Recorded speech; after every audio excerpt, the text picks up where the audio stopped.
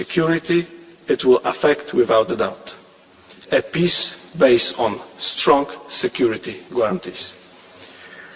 The European Council is also expected to revert to the situation in the Middle East, which has evolved substantially since the leaders last addressed the topic in December. Let me now turn to competitiveness, which is a centerpiece of the agenda of the next European Council. 2024 was a year of assessment and reflection with the Letta and Draghi reports, the strategic agenda for the next 5 years. 2025 is the year for action and delivery. 3 priority areas have been identified for the leaders' debate on competitiveness: simplification, energy, and the saving and investment union. For the EU to remain competitive, we need to cut red tape and simplify EU rules for businesses, especially SMEs, reducing administrative burdens and creating a simple and clear legislative framework remain a matter for urgency. Europeans also require access to clean, secure and affordable energy. And we have to take steps to address the saving and investment mismatch in the EU in order to better meet Europe's investment needs, in particular those of young and innovative companies. This will also be important to ensure private financing to develop our defence industry for years ahead. Leaders will also address the topics of the single market, industrial policy and skills, paying special attention to those sectors that are heavily impacted by the sustained rise in energy prices. Finally, under this point, the European Council will also turn to its customary point on the European semester. For a more long-term perspective, leaders will have a first exchange of views on the next multi-annual financial framework and the new own resources, following the publication of the Commission communication of 11 February and ahead proposal expected in summer 2025. Migration also remains high on the European Council agenda. Leaders will take stock of progress made in the implementation of previous conclusions and ensure a steady pace of work on returns. Finally, other foreign policy issues will be addressed, notably multilateralism and oceans, which are expected to be on the table during the working lunch leaders will have with UN Secretary General Antonio Guterres on Thursday. Depending on developments, member states may also want to address issues in specific third countries or regions. A Euro summit is also scheduled to take place in the margins of the European Council and will include the usual discussion of the economic situation with the President of the Eurogroup and the European Central Bank. To conclude, we expect a substantial European Council meeting following up on the decision taken at last week's Special European Council and advancing on essential work to ensure we are well prepared to meet the many challenges ahead. We are at the crucial juncture. We must rise to the occasion. Thank you very much for the attention. Thank you very much, Minister Schwabka. Now I give the floor to the President of the Commission, Ursula von der Leyen.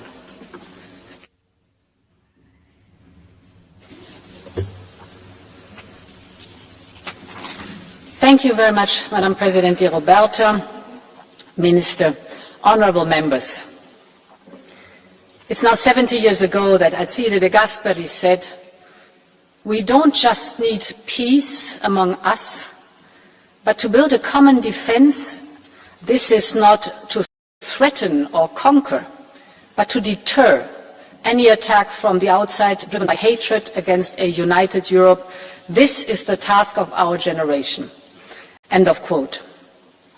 70 years have gone by, but our generation is faced with the very same task. because peace in our union can no longer be taken for granted. We are facing a crisis of European security, but we know that it is in crises that Europe has always been built. So this is a moment for peace through strength. This is the moment for a common defence effort. And at the European Council, I saw a level of consensus on European defence which is not just unprecedented, but was completely unthinkable only a few weeks ago. There is a new understanding that we must think differently and act accordingly. We have started to mobilize Europe's massive resources, and in the coming weeks and months, more courage will be necessary, and other difficult choices await us. Honourable members, the European security order is being shaken, and so many of our illusions are being shattered. After the end of the Cold War, some believed that Russia could be integrated in Europe's economic and security architecture. Others hoped that we could rely indefinitely on America's full protection. And so we lowered our guard. We cut our defence spending from routinely averaging more than 3.5% to less than half of that. We thought we were enjoying a peace dividend, but in reality we were just running a security deficit. The time of illusions is over now. Europe is called to take greater charge of its own defence, not in some distant future, but already today, not with incremental steps, but with the courage that the situation requires. We need a surge in European defence, and we need it now. We need it first and foremost because of the situation in Ukraine. There is the urgent need to fill the gaps in Ukraine's military supplies and to provide Ukraine with solid security guarantees. But this moment of reckoning isn't only about Ukraine. It is about all of Europe and our entire continent's security. Putin has proven time and again that he is a hostile neighbour. He cannot be trusted. He can only be deterred. And we know that Russia's military complex is outproducing ours. If we look at the military expenditure in real terms, the Kremlin is spending more than all of Europe combined. Europe's production is still on a lower order of magnitude. And beyond traditional capabilities, the range of threats that we face is getting broader by the day. I know that the European Parliament argued for years that Europe needs to do more, and you were absolutely right. And this is more dangerous today, the era we live in, so Europe really needs to step up. And this is the goal of the plan that I presented to leaders last week. Its logic is very simple. We want to pull every single financial lever we have to strengthen and fast-track our defence production. With the Rearmed Europe plan, we can mobilise up to 800 billion euros. So, honourable members, let me focus on some of the main features of this plan. First, there is the so-called national escape clause.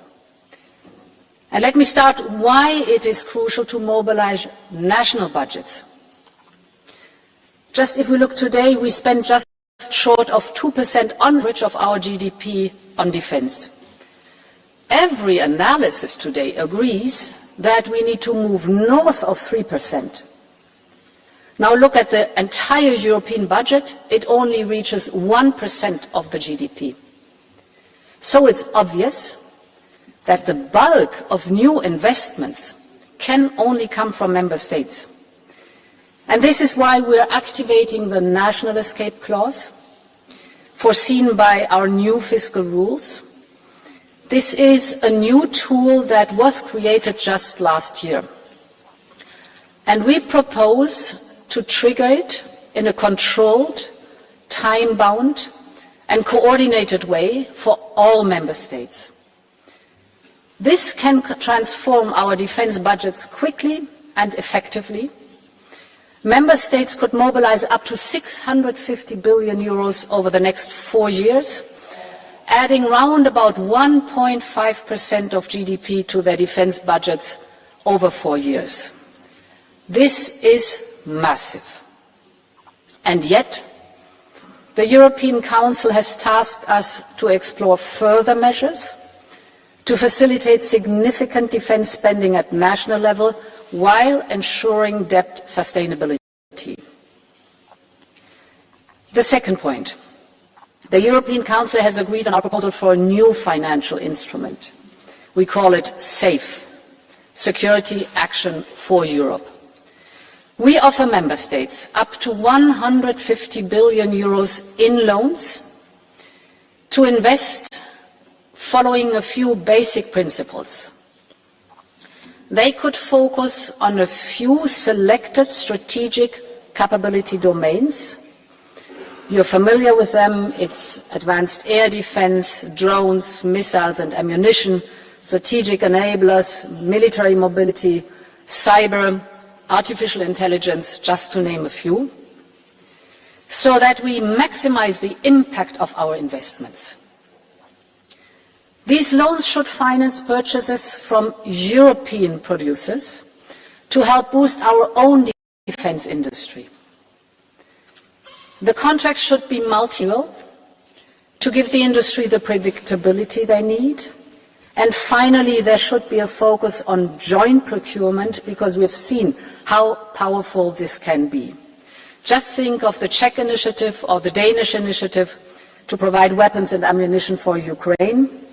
One nation that takes the lead, others join in to place larger orders.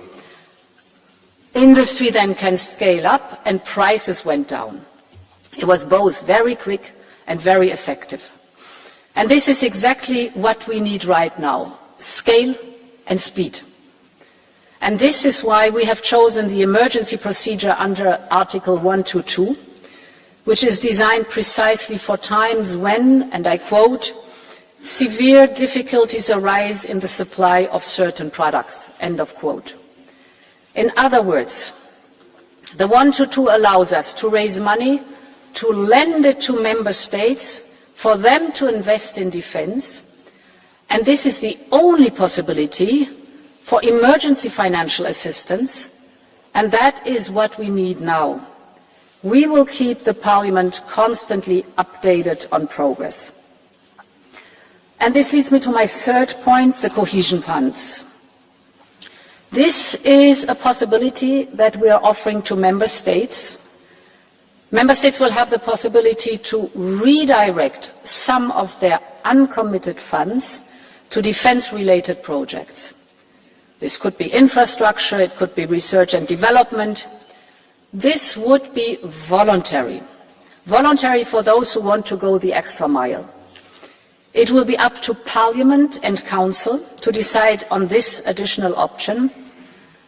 And for the same reason, We Armed Europe also includes measures to mobilize private investment with the European Investment Bank and our upcoming Savings and Investment Union. Honourable members, all of this will also have positive spillovers for our economy and our competitiveness. It will include new factories and production lines that will be necessary, creating good jobs right here in Europe. The investment boost will be felt well beyond the defence sector. We know these spillover effects to both sides, be it from steel to space, large transport companies, or innovative AI startups. Together we have the size to deter any hostile country. We have the economic power. And now finally we also have the political will. We all wish we could live in more peaceful times, without any question. But I'm confident if we unleash our industrial power, we can restore deterrence against those who seek to harm us. It is a time to build a European defence union that ensures peace on our continent through unity and through strength. This is Europe's moment, and Europe will rise to it. Thank you very much, and long live Europe.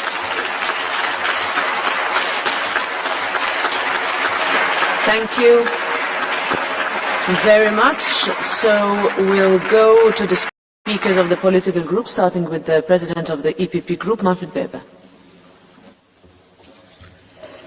Madam President of the European Parliament, European Commission, Council representatives, dear colleagues, we as EPP, we know what we owe the Americans as Supreme Commander Eisenhower and American soldiers brought freedom and democracy back to Europe. Reagan's call to the Soviet Union, tear down this wall in 1987, brought freedom and democracy also to Central and Eastern Europe. On the other hand, what happened in the White House 2 weeks ago was simply a scandal. To say Ukraine is responsible for the war is simply a lie. And even with our long history with our US friends in mind, we must call a lie a lie. No one can twist the truth. Putin doesn't want to end the war, he wants to end Ukraine. And as Europeans, we will never allow this. After the speech of Vice President Vance in Munich and what happened with Zelensky in the Oval Office, one reality is clear, dear friends, we are alone. The world is in turmoil. Europe has to wake up. We have to become responsible for ourselves. Our security is not in the hand of Washington or Moscow. It must be in our hands. Since 1952, Madam President, Commission President referred to this, more than 70 years ago, we had the first idea of building up a defence union. I have to say, we wasted a lot of time in the last 70 years for discussing it, endlessly. Last Thursday, putting 800 billion euros on the table to build up a European defence was an important step, showing that Europe finally takes its defence into its own hands. Money is in this regard a precondition, but is only the starting point of doing so. We need to go further. The first point, we would save a lot of taxpayers' money if we act together. We have 17 tank models in the European Union, the Americans only have one. We need standardization, we need an obligatory common procurement, and we need to build up a true European market for defence goods with also further mergers in the industry side. This is not yet fully foreseen in the plan of Thursday. Secondly, we need joint European projects like a missile or drones defence system, especially in the east side of Europe. A cyber defence brigade, where everybody understands that cyber is not anymore a national issue. A satellite surveillance system, where we are not anymore depending on US data, and every European citizen would immediately understand it's better to do these kind of investments together. I would love to see then parts of the troops with the European flags on their uniform. This is not yet foreseen in the plans of last Thursday. And Europe has to answer the offer of France to define the French nuclear shield as a kind of a European shield. This is not yet part of the plan of last Thursday. And imagine for a second Trump finally would invite Europe to go to the negotiation table, to Saudi Arabia. Who would represent then Europe? Commission President, question mark? Council President, High Representative, Merz, Macron? Who would speak on behalf of Europe? And on which base he or she could then speak and act? Unanimity as a precondition for having a voice, then in Saudi Arabia, dear colleagues, that shows clearly we are ridiculous. We are not up to the task in this moment of time to give a proper answer. Kissinger said years ago, decades ago, whom shall I call when I want to speak with Europe? And let's be honest, he didn't give a proper answer on this until now. Europe stands at a self-defining moment. I think we should once in the future elect the President of the European Union directly by the citizens of Europe. This is naive. This is a dream. I think without dreamer, as Adenauer, de Gasperi, Schumann, Václav Havel and Wałęsa, no one of us would sit today in this chamber of the European Parliament. The truth is that the plan of 1952 was more ambitious on a European spirit than what is on the table today. We need dreams that create hope and the determination to implement them. This method brought 70 years of peace and then finally the reunification of the European Union 35 years ago. And finally, dear colleagues, because of the European Defence Union, the purpose is to defend our democracy.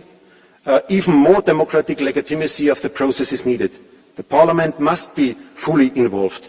Bypassing the Parliament with Article 122 is a mistake.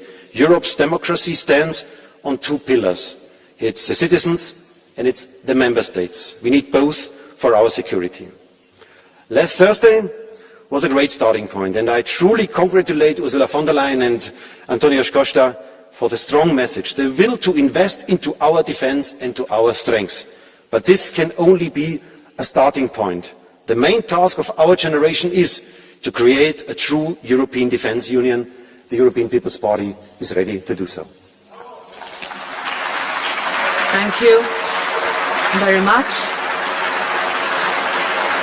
And now I give the floor to the President of the S&D Group, Iracha García Pérez. Gracias, Presidenta. Hoy, una vez más, podemos mirar hacia atrás y reconocer que nuestros fundadores tenían razón. Europa se forja en las crisis.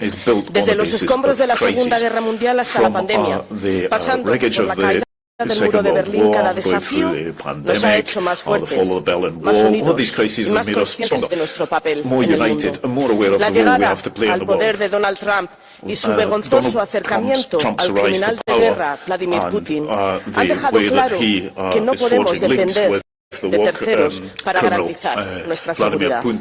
Esta crisis nos brinda una oportunidad sin precedentes, dar un salto adelante en la construcción de una verdadera unión de la defensa. El plan de rearme para movilizar 800.000 millones de euros es un paso positivo, pero no nos engañemos, es solo el primer paso. La suspensión de las reglas fiscales para liberar 650.000 millones no garantiza que se alcance esa cifra, ya que no todos los países tienen el mismo músculo fiscal. Y los 150.000 millones en préstamos respaldados por deuda comunitaria debe ser el embrión de un nuevo instrumento, el sucesor del Next Generation EU. No podemos permitir que las soluciones nacionales fragmenten nuestra defensa y aumenten los costes. Necesitamos más de más solidaridad y más visión estratégica y al mismo tiempo garantizar que esta inversión en defensa no se haga a costa del gasto social y del estado de bienestar, que son la esencia del proyecto europeo. Porque si sacrificamos nuestro modelo social, estaremos alimentando el objetivo de la extrema derecha y socavando los cimientos de nuestra democracia. Colleagues, the construction of a genuine common defense and our support for Ukraine are two sides of the same coin. For 3 years now, a democratic nation has been suffering the brutal aggression of Vladimir Putin, an aggression driven by imperialist paranoia, justified with lies, aimed at stopping Ukraine's integration into our democratic and prosperous Europe. We cannot and will not allow Ukraine's sacrifice to be in vain, a sacrifice that has already cost thousands of lives, with hundreds of thousands injured and millions displaced. The European people have a long memory. Neither Trump or Putin will make us forget the bombing of civilians, the massacres in Bucha, Mariupol and Zaporizhia, or the bravery of families who have sent their loved ones to the front lines only to lose everything. But let me be clear, we cannot resign ourselves to helping Ukraine only to resist. We must help Ukraine to win this war. To achieve this, we need bold and decisive action.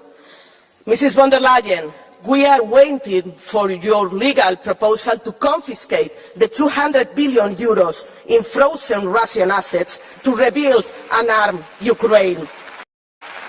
We cannot continue to tie Ukraine's hand while Russia bombs its people.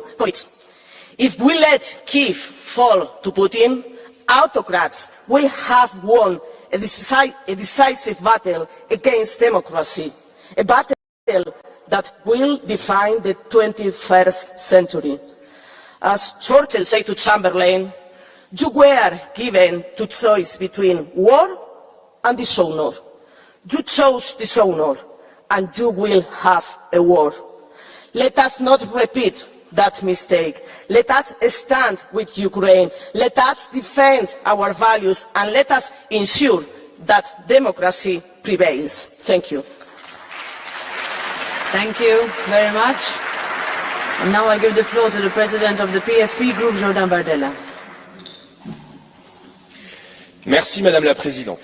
Madame la Présidente von der Leyen, vous voilà rattrapée par l'histoire et par la réalité d'un monde dont vous avez toujours rejeté l'existence. Un monde dans lequel vous avez cru bon et juste de déléguer notre sécurité aux États-Unis, nos industries à la Chine et notre politique énergétique à la Russie. La leçon des 10 derniers jours est celle de l'humanité tout entière. Une nation qui ne maîtrise ni ses armes, ni son économie, ni son destin est une nation condamnée à subir l'histoire plutôt qu'à l'écrire. Nous voilà donc immergés dans un monde d'intérêt et d'ambition, un monde dur, dangereux, mouvant, où les appétits s'aiguisent. Face à l'enlisement du conflit en Ukraine et au risque de prolonger une guerre sans perspective de victoire claire, face à l'horizon du désengagement américain, nous devons avoir deux priorités absolues, la paix et l'indépendance. La première, la plus urgente, se construira par la diplomatie. L'organisation d'un sommet de la famille occidentale, idée formulée par la première ministre italienne Giorgia Meloni, devrait nous permettre de définir clairement nos objectifs pour la souveraineté de l'Ukraine, les exigences que nous devons mettre sur la table, garantie de sécurité à offrir à ce pays allié afin qu'il ne subisse plus jamais les assauts de l'agresseur russe. La deuxième boussole, à plus long terme, est de bâtir l'autonomie des nations d'Europe. Faire en sorte que personne d'autre que nous ne détermine nos intérêts et les conditions de notre sécurité. Si elle est capable de repenser une diplomatie libre et indépendante, la France peut redevenir la force d'entraînement du continent et l'interlocutrice évidente et naturelle de ce nouveau monde. Parce que la France est dotée d'une armée de métiers reconnue, d'une base industrielle d'exception, d'un siège permanent au Conseil de sécurité de l'ONU, de la dissuasion nucléaire et bien sûr, parce qu'elle est l'héritière d'un pacte 20 fois séculaire entre la grandeur d'une nation et la liberté du monde. Madame von der Leyen, permettez-moi de vous dire que tous vos choix politiques se sont hélas fracassés sur le mur du réel. Avec le Green Deal, vous avez opté pour la décroissance, alors qu'il fallait produire sans entrave.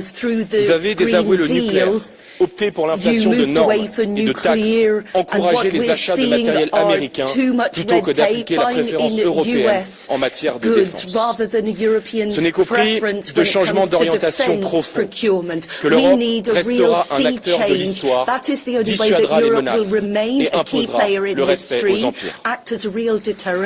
Merci, Monsieur Bardella. Now I give the floor to the President of the European Council, Nicola. Mr. Procaccini, Honorable Procaccini, can I give the floor to the President of the European Council first, because he has just arrived?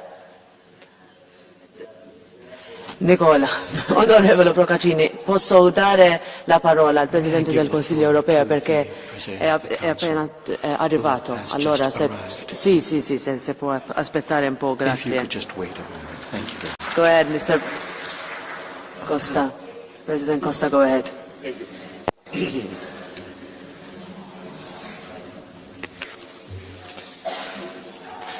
Madam President of the European Commission, Minister Schwabka, honourable members, the European Union is living a defining moment.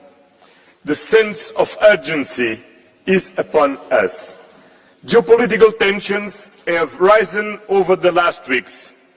Multilateralism is under enormous pressure, and so is the rules-based international order. Russia's war of aggression against Ukraine entered its third year, and the threat is representing it as a wider implication for Europe and international security. This is exactly why last week the European Council took fast and ambitious decisions on defence and Ukraine.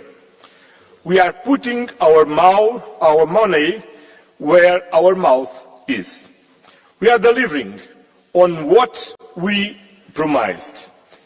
3 years ago, precisely, in Versailles, we decided to boost Europe's defence, to build the Europe of defence. 3 years ago, we laid the foundation of what we decided last week. Over the last 3 years, Member States increased their defence spending by 30%. Over the last 3 years, on average, among the 23 European Union Member States that are in NATO, we reached the NATO target for 2024 of 2% of GDP.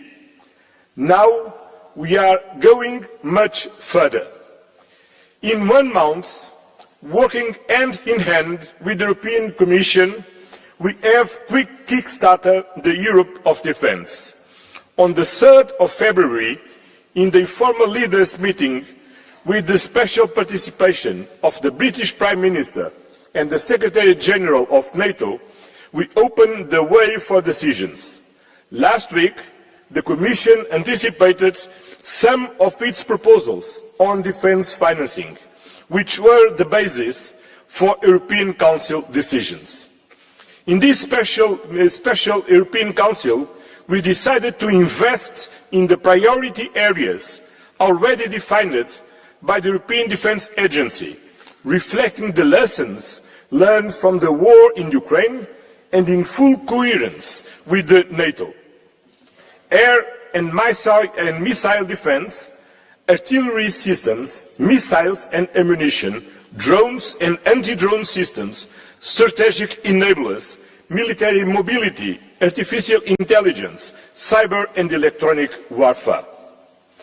We have also decided to mobilise more public and private funds for our defence. We welcome the Commission's initiative to dedicate €150 billion of additional defence spending to funding the capabilities we urgently need. In addition to the loan instrument proposed by the Commission, leaders were clear that we need flexibility with the Stability and Growth Pact, and in the use of the European funds will also be important to provide more public money for the defence sector where Member States decide to do so. The European Investment Bank initiative to broaden its mandate for more loans to the defence sector will improve access to private financing. Finally, we decided to spend better and more efficiently together. We joined procurement, ensuring standardisation and simplifying permitting and reporting requirements. Our focus is clear. Next week, the Commission and the High Representative will present the White Paper on Defence, and the European Council will continue to take work forward to build our deterrence, to strengthen the security of our continent. Competitiveness and defence must go hand in hand to boost Europe's industrial and technological competitiveness, to create jobs, reinforcing economic convergence and the resilience of our values chains networks. It is the right way to make the European Union stronger. It is the right way to protect our citizens and our social model. Mesdames et Messieurs, les efforts que nous déployons pour dépenser davantage en faveur de la défense européenne profiteront également à l'Ukraine. La sécurité de l'Ukraine et celle de l'Europe sont indissociables. La meilleure garantie de sécurité que nous pouvons apporter et de renforcer la capacité de l'Ukraine à assurer sa défense et de construire une Europe de la défense crédible et solide. La semaine dernière, Nous avons également chargé le Conseil de travailler rapidement à de nouvelles initiatives visant à répondre aux besoins urgents de l'Ukraine en matière militaire et de défense. Dans le même temps, nous nous préparons à soutenir l'Ukraine lorsqu'elle aura décidé d'entamer des négociations afin de l'aider à parvenir à une paix globale, juste et durable. Et nous tenons, ainsi que de nombreux partenaires, aux côtés de l'Ukraine. Vendredi, j'ai organisé une vidéoconférence avec la présidente de la Commission européenne, l'autre représentante, et avec des partenaires de l'OTAN, comme les États-Unis, le Canada, la Turquie, la Norvège et l'Islande. La réunion extraordinaire du Conseil européen venait de se terminer. Et nos amis ont eu des réactions très positives en ce qui concerne nos décisions et notre rapidité, notre engagement commun et notre intérêt commun à renforcer toujours plus notre coopération. Nous devons garder le rythme. Lors du Conseil européen qui se tiendra la semaine prochaine, nous poursuivrons les discussions et prendrons des décisions supplémentaires sur la compétitivité, la prospérité partagée de l'Europe, sur l'autonomie stratégique européenne. Nous sommes tous conscients de l'urgence de rattraper en matière d'innovation, en matière de productivité, en matière d'investissement. Le rétablissement de la compétitivité de l'Europe doit donc rester au premier rang de nos priorités. Il s'agira d'une question essentielle lors de la prochaine réunion du Conseil européen. Et je reviendrai devant ce Parlement pour rendre compte de nos discussions. Senhoras deputadas e senhores deputados, hoje não é apenas o terceiro aniversário da Declaração de Versalhes. É também o 50º aniversário da primeira reunião do Conselho Europeu em março de 1975. E é também o meu 100º dia nestas funções. 100 dias em que se tornou claro que a Europa da defesa e a Europa da prosperidade partilhada são as prioridades deste mandato e são prioridades interdependentes.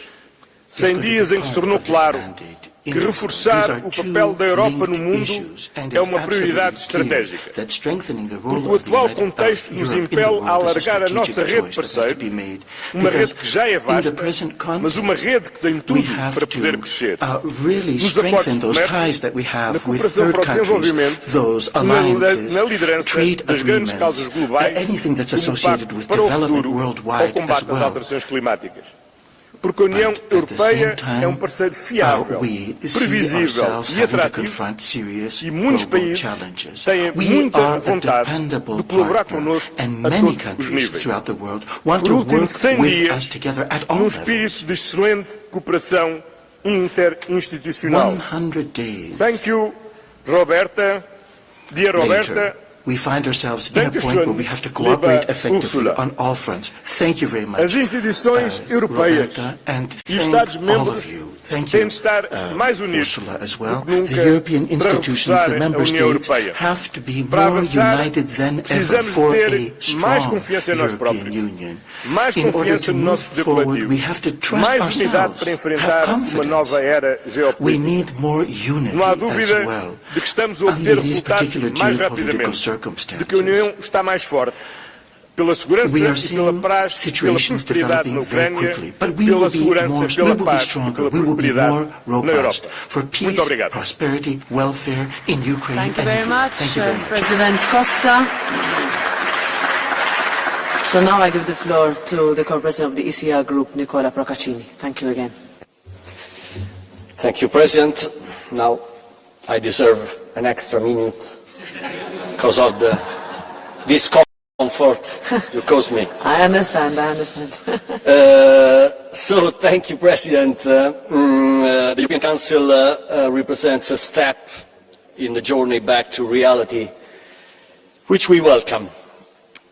Yes, we would have liked greater clarity on the sources of financing for the plan, on long-term planning, and on its integration within the overall framework of the Atlantic Alliance. Considering rearm EU a retaliation against Trump and the USA is a tragic mistake, just as it would be to see it as a concession to the Trump administration. Investing in defense and security is an act of dignity for our nations and a mark of respect for our international allies. It was Obama and Biden before Trump who asked Europe not to rely solely on the sacrifices of the American working class. And what was Europe's response? The Green Deal, a massively expensive welfare system, tariffs on American cars, and some moral lessons towards those who ensured our security with their own money and even their own blood. Macron is right when he says that imagining the European Union as the only herbivorous power in a world of carnivores is pure utopia. The problem is that we don't stop breeding the carnivores. Look at the European imports of liquefied natural gas from Russia. Do you know how much France alone has increased its LNG purchases in the past year? By 81%. Money that Putin uses for the missiles with which he bombs Ukraine daily. When Trump says that the European Union has given more money to Putin than to Zelensky, he is telling the truth. I hope this hypocrisy ends once and for all. The Italian Prime Minister is right. Let's not call it rearm EU, but defend EU. Because the peace and freedom we enjoy must be defended.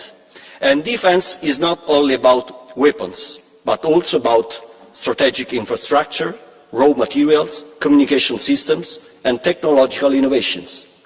Meloni is right again, and not only her, when she states that the European defense detached from American allies and NATO is unthinkable.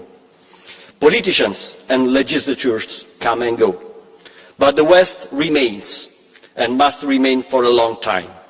We are bound by a common past and a common destiny. As the Latins say, simul stabunt, simul cadent. Thank you very much, Mr. Procaccini. And now the President of the Renew Europe Group, Valérie Hayer.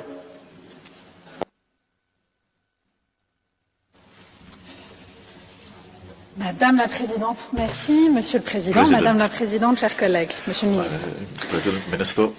Qui aurait pu penser il y a quelques semaines que les États-Unis soutiendraient à l'ONU, avec la Chine, avec la Corée du Nord, une résolution russe contre l'Ukraine?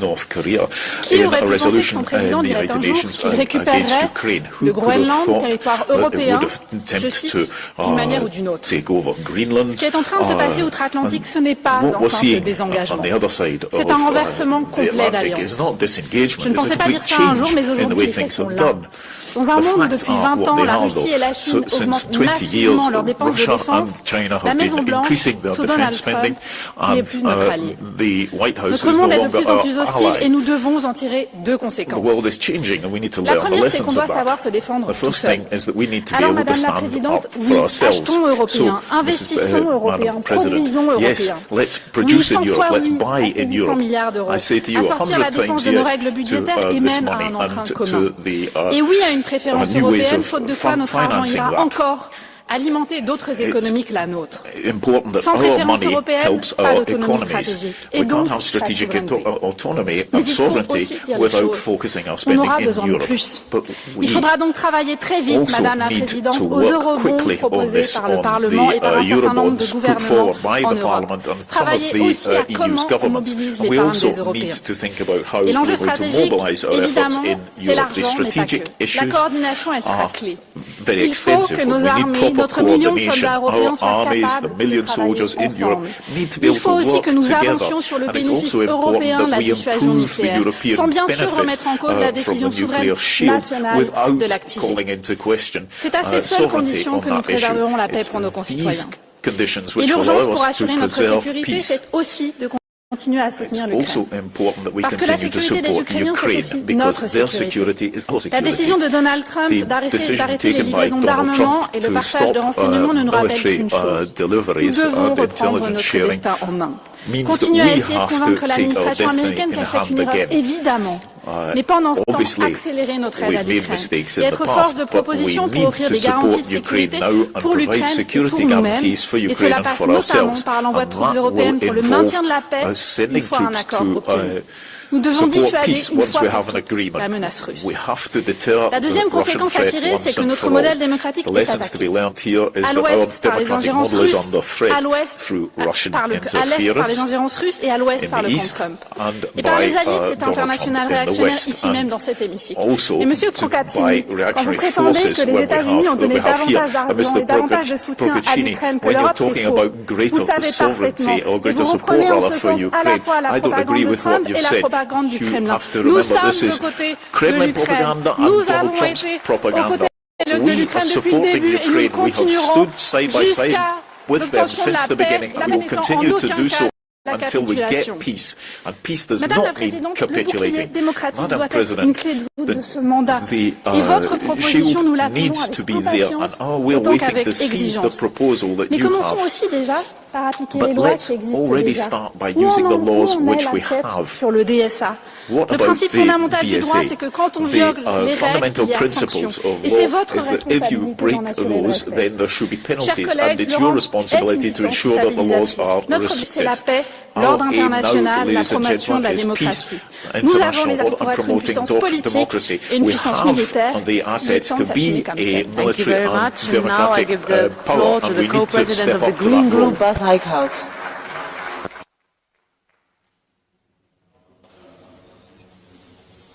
Thank you, Madam President. First of all, Mr. Costa, I would like to thank you for the Council conclusions and certainly on Ukraine, where you opted for a conclusion by 26 member states and not 27. And I think that was a very good decision to do and not every time try to weaken our conclusions in order to get all 27 on board. However, this also means that the Council should act on this asset of Putin within the Council. Doing conclusions with only 26 is a first step. Triggering Article 7 is really time to act on it. Secondly, Madam President, I want to thank you for your rearm proposal, and the Greens are fully on board and supporting you for a truly European defence and security union. However, in your plan we do have some questions and concerns. First of all, triggering an escape clause.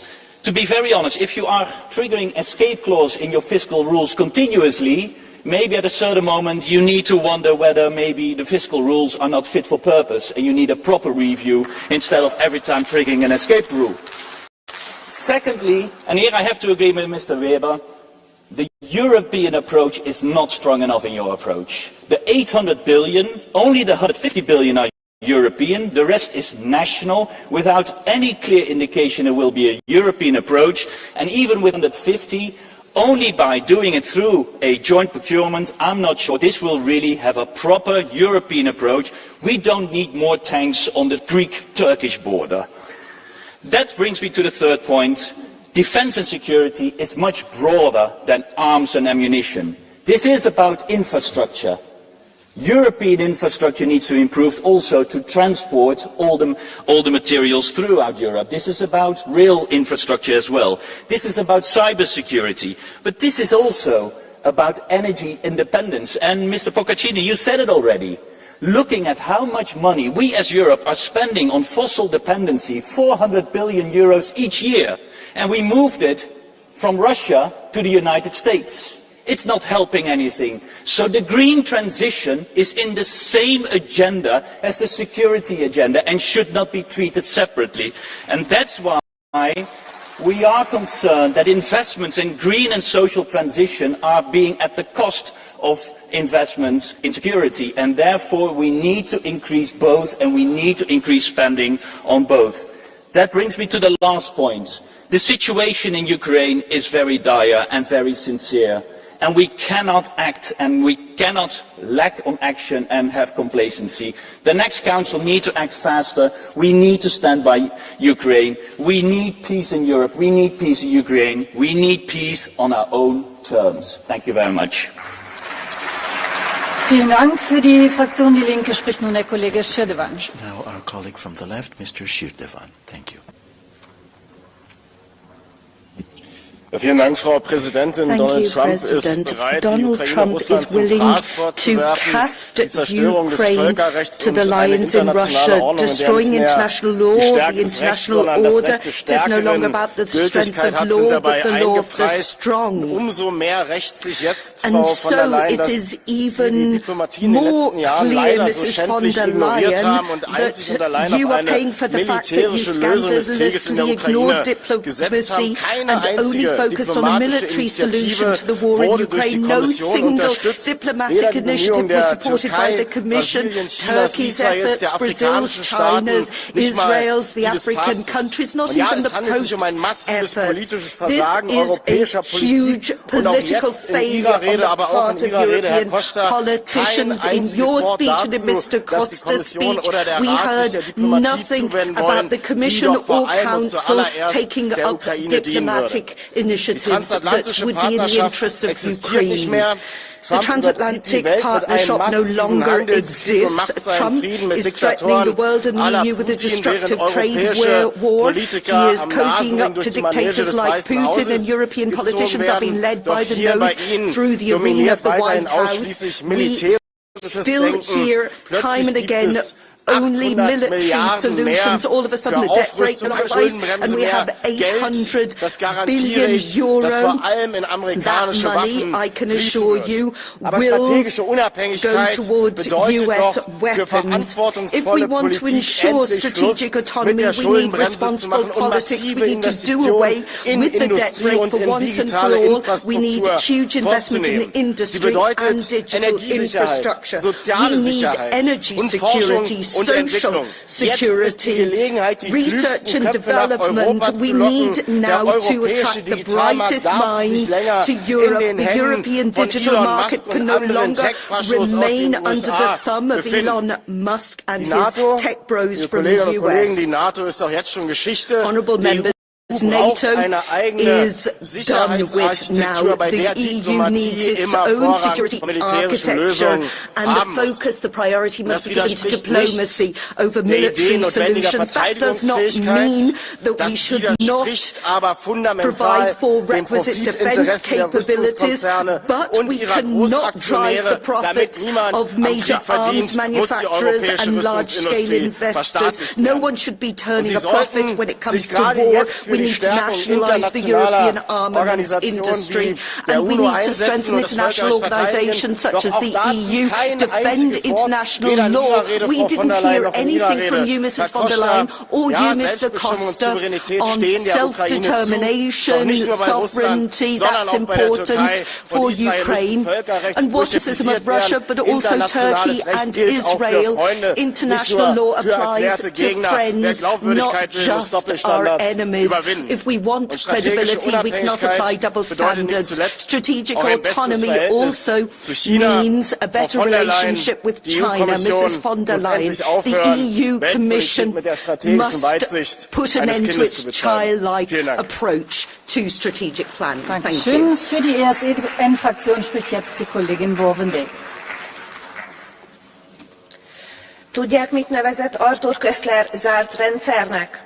Egy olyan gondolkodási sémát, amely kizárja a realitást és a logikai összefüggéseket az érvelésből. Érzelmi alapon áll, és figyelmen kívül hagyja a józanészt és a valóságot.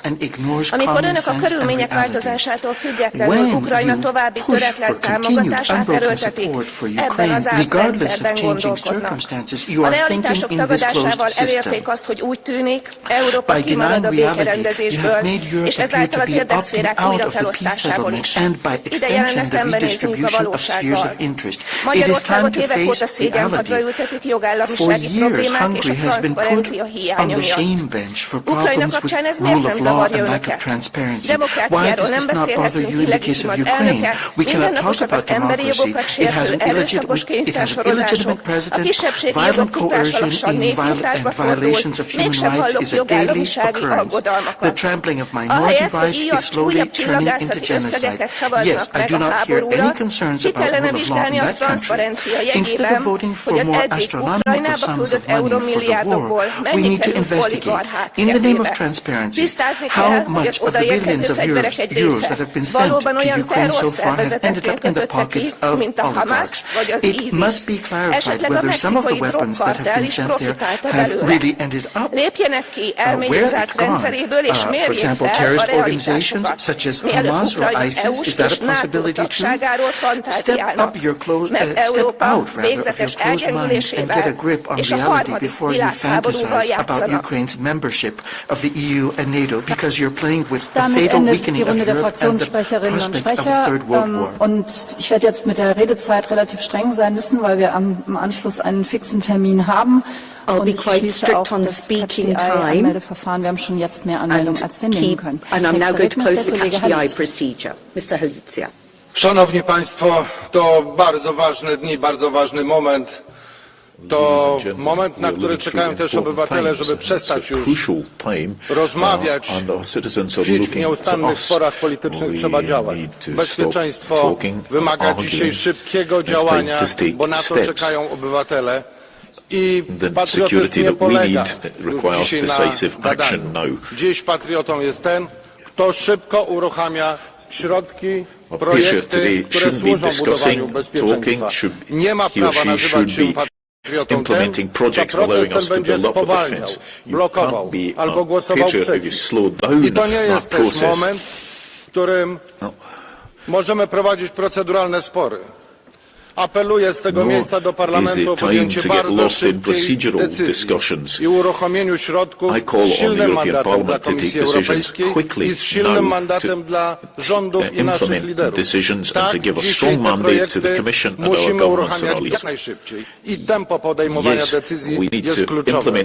Obywatele czekają nie tylko na uruchomienie miliardów na przemysł zbrojeniowy, ale także na wzmocnienie infrastruktury granicznej. Lata straciliśmy, żeby przekazać w tym kierunku pieniądze. Dziś pierwsze euro popłynęły, ale to kropla w morzu potrzeb. Potrzebny jest projekt Tarcza Wschód. To nie jest projekt polskiego rządu. To jest projekt wzmacniania bezpieczeństwa całej Europy. Od Finlandii po Rumunię. On musi mieć europejskie wsparcie. Potrzebne są środki na projekty tak zwanego podwójnego przeznaczenia, bo szkoły, szpitale, parkingi mogą być kluczowe także dla bezpieczeństwa i te projekty muszą mieć wsparcie europejskich środków, europejskich funduszy. Obywatele czekają na nasz rozsądek i szybkie decyzje. Jeszcze raz apeluję, mniej sporów, mniej gadania, mniej biurokracji, mniej debat i rezolucji. Szybsze, wspólne decyzje, by można było uruchomić proponowane miliardy przez Komisję Europejską dla bezpieczeństwa naszych obywateli. Nächster Redner ist der Kollege Maniatis. Our next speaker is colleague Maniatis. Αγαπητοί συνάδελφοι, κύριε Πρόεδρε, η αναθεώρηση της εξωτερικής πολιτικής των Ηνωμένων Πολιτειών φέρνει την Ευρώπη πρώτων ευθυνών της. Πρέπει να συνεχίσουμε να στηρίζουμε την Ουκρανία. Είναι η καλύτερη επένδυση που μπορούμε να κάνουμε για τη δική μας άμυνα. Η στρατηγική αυτονομία της Ένωσης, ιδιαίτερα στους τομείς της ασφάλειας και της άμυνας, είναι πλέον αναντήρητη ανάγκη. Το rearm αν και ακούγεται φιλόδοξο, δεν κάνει τη διαφορά. Και τα 800 δισεκατομμύρια είναι δάνεια που σε καμία όμως περίπτωση δεν πρέπει να ξεπεραστούν σε βάρος του κοινωνικού κράτους, του κράτους πρόνοιας, των ταμείων συνοχής.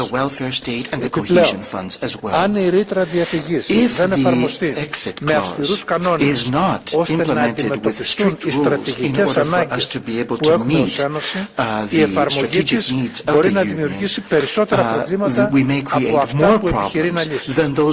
Η Ευρώπη οφείλει να υπερασπιστεί τα σύνορα και τους πολίτες απέναντι σε κάθε απειλή από τρίτη χώρα.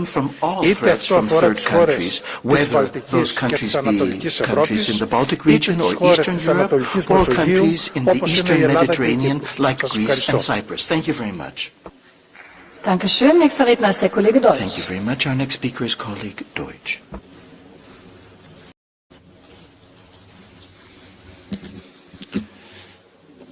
Európában az emberek békét akarnak. Amerikában az emberek békét akarnak. Az USA patrióta vezetése ezért elkötelezetten békepárt. Az európai vezetők viszont továbbra is a háborút akarják folytatni. Ez több mint bűn, ez hiba. Brüsszel eddigi Ukrajna stratégiája megbukott. Az európai vezetők háborús úszítása, a hangzatos szónoklatuk a szankciós politika biztos sikeréről, az orosz agresszor katonai térdre kényszerítéséről eddig már 134 milliárd euró elköltését jelentették a háborúra. És mindez csak gazdasági bajokat, pusztítást és szenvedést hozott. A háború pártjak ráadásul még fordítva is ülnek a döglött lovon. Donald Trump világosan megmondta, Amerika kiszáll a háborúból és békét fog teremteni. Pont. Tehát amikor már az amerikaiaknak sem kell a proxy háborújuk, akkor ezt a levetett amerikai háborús hacikát akarják a háborúpárti vezetők Európára kényszeríteni. Az eddig elköltött eurómilliárdok után már bármennyi pénzzel finanszírozni akarják az ukrajnai öldöklést. Amerika helyett is, sőt, az amerikai béketörekvéseket megakadályozandó is. Brüsszel vezetői ráadásul növelik a bajt, megfejelik ezt azzal, hogy már Ukrajna gyorsított uniós csatlakozását mondrázzák, ami egyenesen összedöntené az európai gazdaságot. Ezt a háborút le kell zárni, és lezárni csak tárgyalásokkal lehet.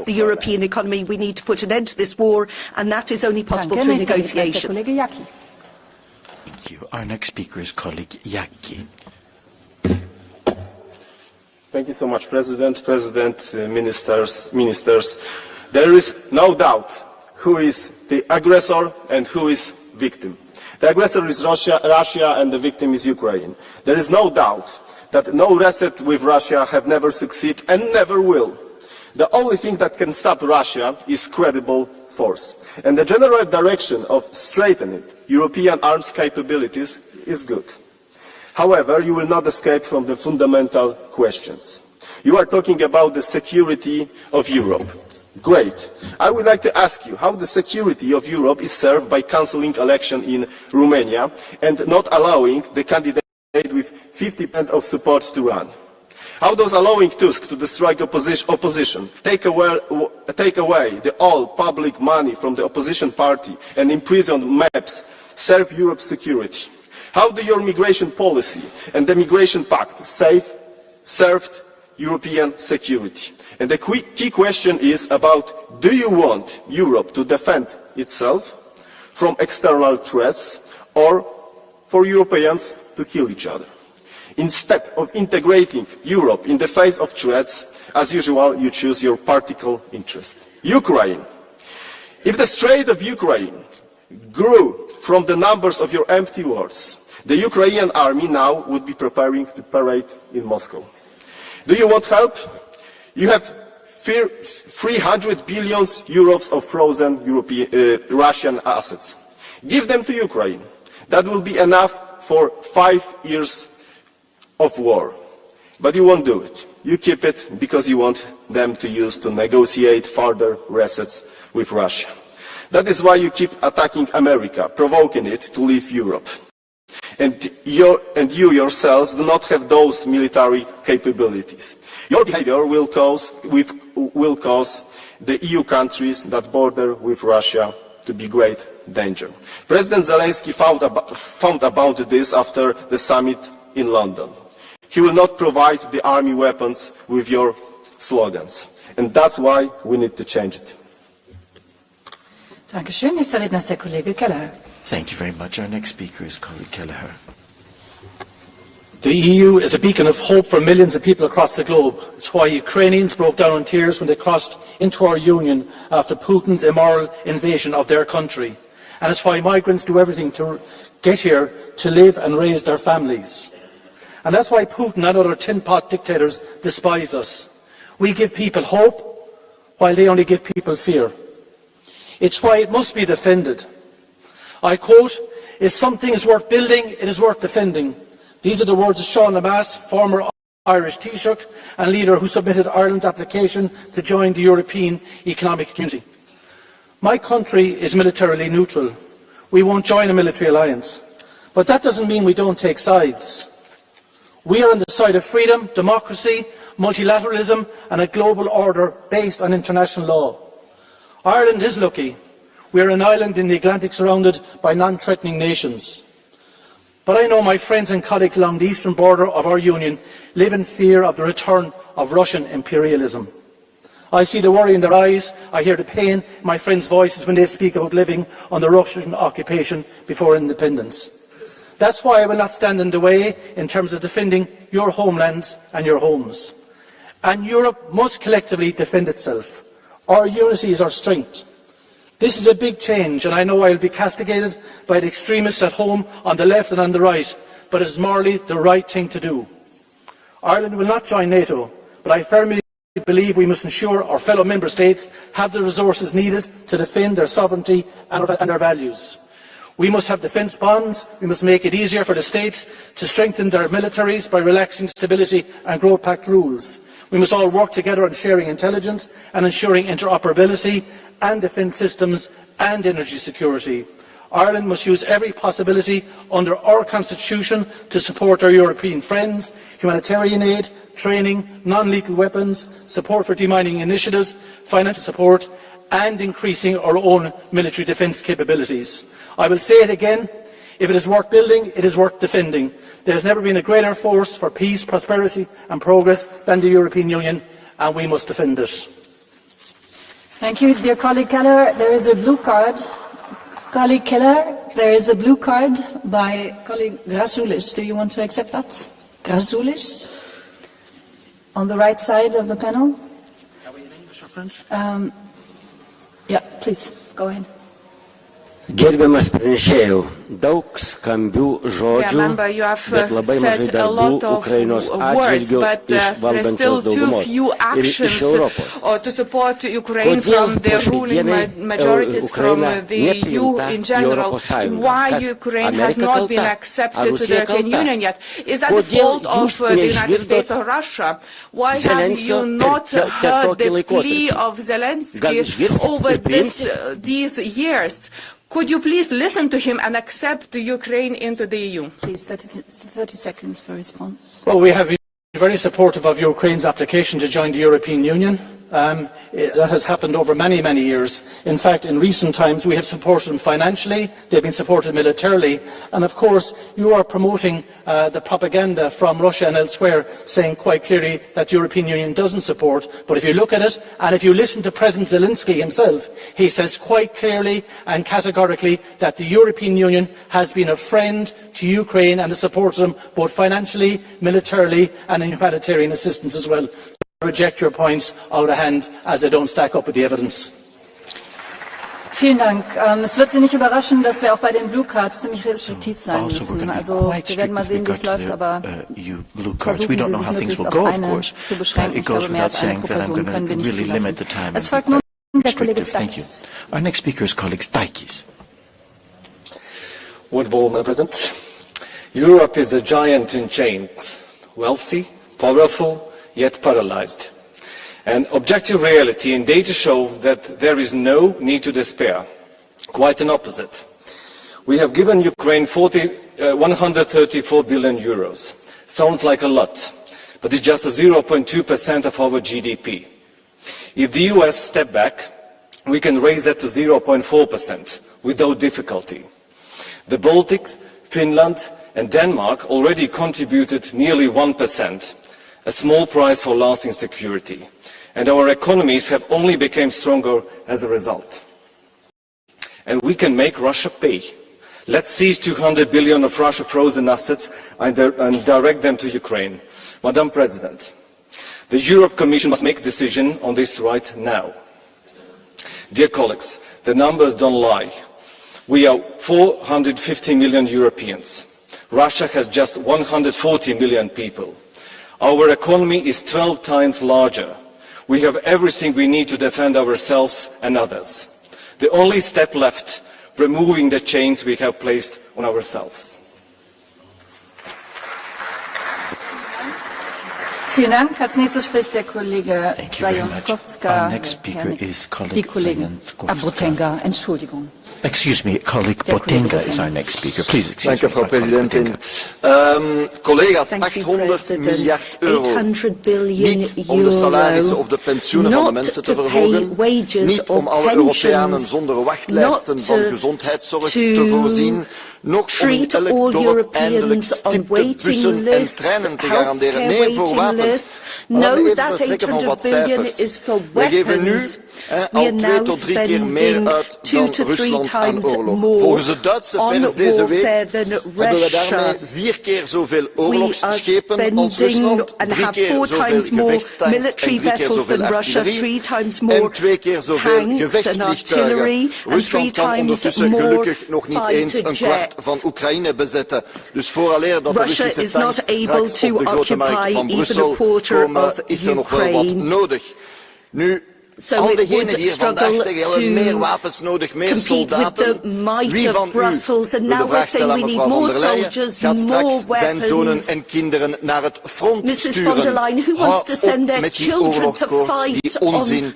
We hebben meer investering nodig in diplomatie, we moeten meer coördineren, niet meer wapens financieren.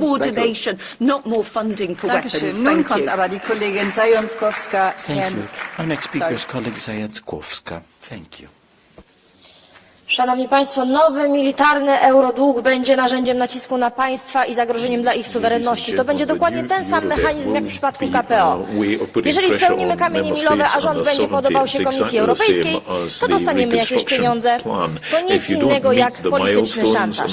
Co będziemy musieli oddać w zamian za te pieniądze? Jakie będzie oprocentowanie zaciągniętych pożyczek? Jedyne co potraficie to zaciągać pożyczki i przeżerać je na unijną machinę. Planeta już nie płonie, że chcecie stawiać fabryki i produkować broń?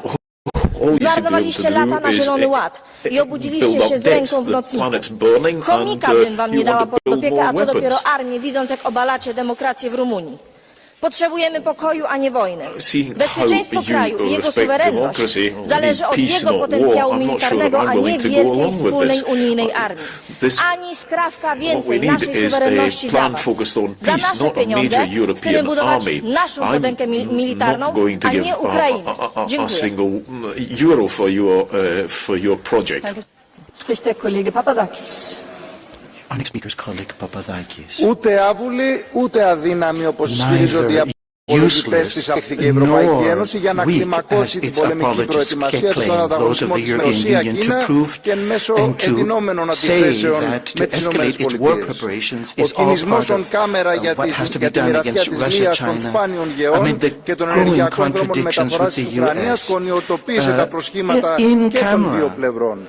800 δις αύξηση με δάνεια εκατοντάδων δις και με εξαγγελίες για έξτρα ψηφιακούς φόρους και άγριες περικοπές στο λαό συνοδεύονται με επιδοτήσεις και διευκολύνσεις πολεμικές βιομηχανίες. Η δε ρήτρα διαφυγής από το Σύμφωνο Σταθερότητας δεν αναιρεί ότι οι λαοί στην Ευρωπαϊκή Ένωση καλούνται να αποπληρώσουν το βαρύ λογαριασμό σε αίμα, πολεμικούς προϋπολογισμούς, πρόσφυγες, επικίνδυνη εμπλοκή.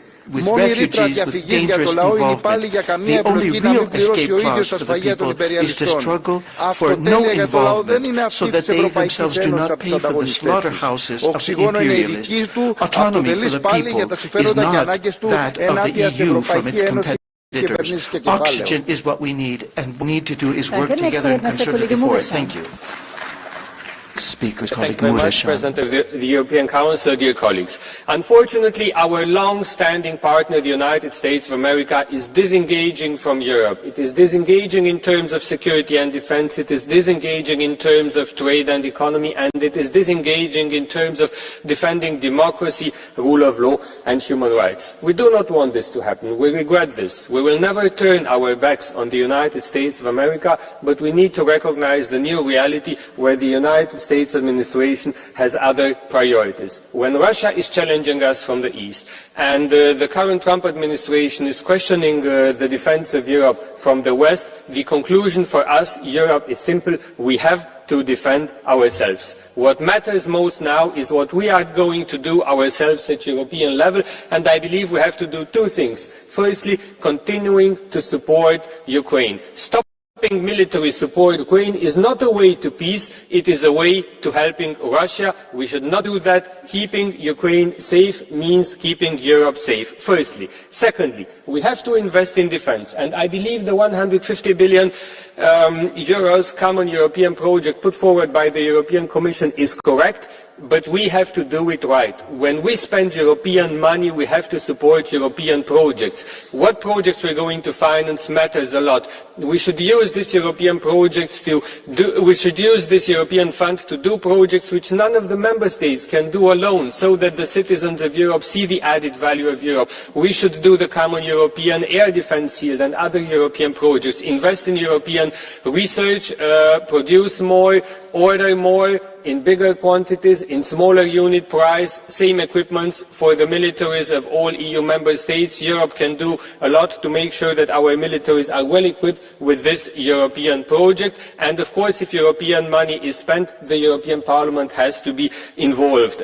Let me say in the end that investing in our defense means keeping Europe safe. If we are weak, we are a target. If we are strong, we are safe. Thank you very much.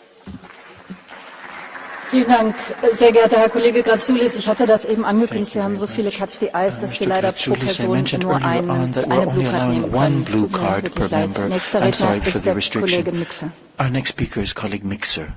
President, colleagues, a wise person once said that tactics is the art of using personnel and arms to win battles, whereas strategy is the art of using battles to win wars. Much has been said about how we need to rebuild European defence and security in a medium to long term, and I agree with most of it. Meanwhile, the decisive battle for Europe's future is playing out on the front lines in Ukraine. And needless to say, following the very dramatic reversal of course by our American allies, the outlook has changed for worse. So we need to step out and we need to fill the gap left by Americans, and we need to do it now. It's not a matter of months or years, it's a matter of hours, days, maximum weeks. If we fail in Ukraine, if Ukraine falls, then we will not merely be back to square one, we will be in much, much darker place, starting to rebuild Europe's security from shambles. We must not let this happen. Schön, die Kollegin Brilka. Our next speaker is colleague Brilka. Pani Przewodnicząca, Panie Przewodniczący, Unia Europejska próbuje zaklinać rzeczywistość kolejnymi prawami i regulacjami, a tak naprawdę znajduje się w gigantycznym kryzysie przywództwa, kryzysie gospodarczym i kryzysie bezpieczeństwa. Takie są owoce Unii Europejskiej. Komisja Europejska wykorzystuje wojnę na Ukrainie i kryzys w relacjach z administracją amerykańską jako pretekst do przyspieszenia budowy europejskiego superpaństwa. Prawdziwą intencją Komisji Europejskiej nie jest udzielenie pomocy ogarniętym wojną Ukrainie czy rozwiązanie europejskiego problemu. Kolejne problemy to tylko pretekst do zawłaszczania kolejnych kompetencji przez Unię.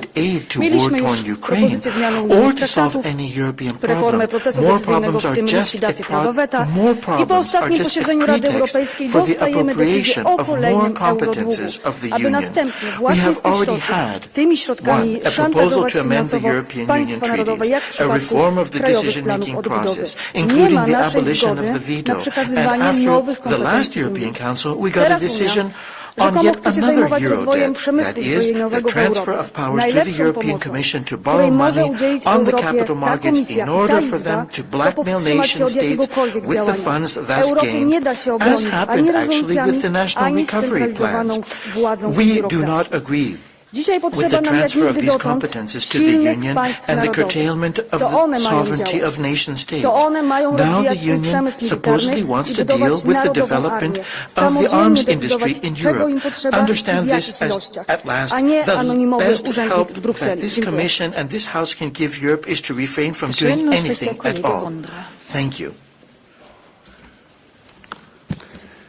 The European security is under the immense strain. Panic and reactionary statements, especially on the social media, only make matters worse. We must stay clearly-eyed and strategically focused. European nations must recognise reality. The burden of defence now rests mostly on our own shoulders. We see really clear the sign of this shift. The governments are waking up. I'm keeping my finger crossed for Chancellor-elect Merz to find the financial resources for much-needed security enforcement. We must act swiftly. Our defence industries need a framework that enables them to deliver, both through cooperation and national initiatives. That means cutting bureaucracy, simplifying the processes, providing real financial access, and bring energy prices down. We cannot have both an over-ambitious green transition and fully capable military. Resources are finite. Europe must decide what it values most. Thank you very much. Dear colleague Razoulis, I might explain it again. If I keep giving you blue cards now, with every speaker that comes, I cannot give them to other people, and there will be a point where I have to say no blue cards at all anymore. This is why I decided to give every member the opportunity to raise a blue card, but only once, because otherwise we cannot finish in time. We are limited in the end. If you are not, if you do not agree, then please file a complaint to the President. Thank you. Now it's colleague Gerbrandi. Thank you, Madam President, Commissioners, Minister. Yes, we can. Nous pouvons, wir schaffen das. After every major geopolitical shock in our young history, we have responded with the courage to share our sovereignties. After 1945, we stopped the cycle of European civil war by merging our resources and our political destinies. And after 1989, we healed a divided nation, created a single citizenship, and proceeded to reunite the continent with parts that were caught behind the Iron Curtain. And now, in 2025, Europeans are asking us to respond to the shock unfolding before our eyes, the rupture of the transatlantic alliance in the face of war on our continent. I believe we know what to do and how to do it. We can support Ukraine in its defense against Russian aggression. To replace the US, the EU would thus have to spend only another 0.12% of its GDP. We can build up a European defense industry worthy of the world's envy. We already have the technology. Now it's just a matter of investment and long-term contracts. We can yolt our economy into unprecedented growth and build up the euro as an alternative to the dollar as a global reserve currency.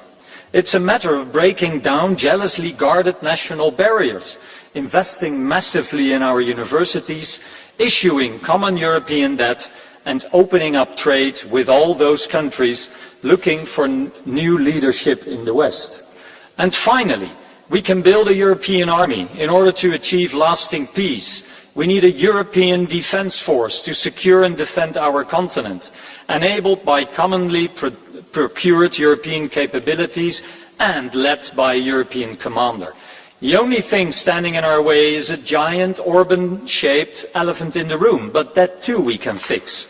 We in the Parliament can provide ideas and political pressure, After that, Mr. Costa and Mrs. von der Leyen, the fate of Europe is in your capable hands. And remember, yes, we can. Dear colleague Herbrandi, there is a blue card by colleague Zonka. Do you accept that? Just a minute. Yes. Thank you so much. I will speak in Polish. Okay. Chciałem pana dopytać, ponieważ bardzo uważnie słuchałem pana wypowiedzi, co pan miał na uwadze, mówiąc, że więzi transatlantyckie zostały zerwane. Kto zerwał te więzi, kto zrywa ewentualnie, kto jest winny zerwania tych więzi transatlantyckich?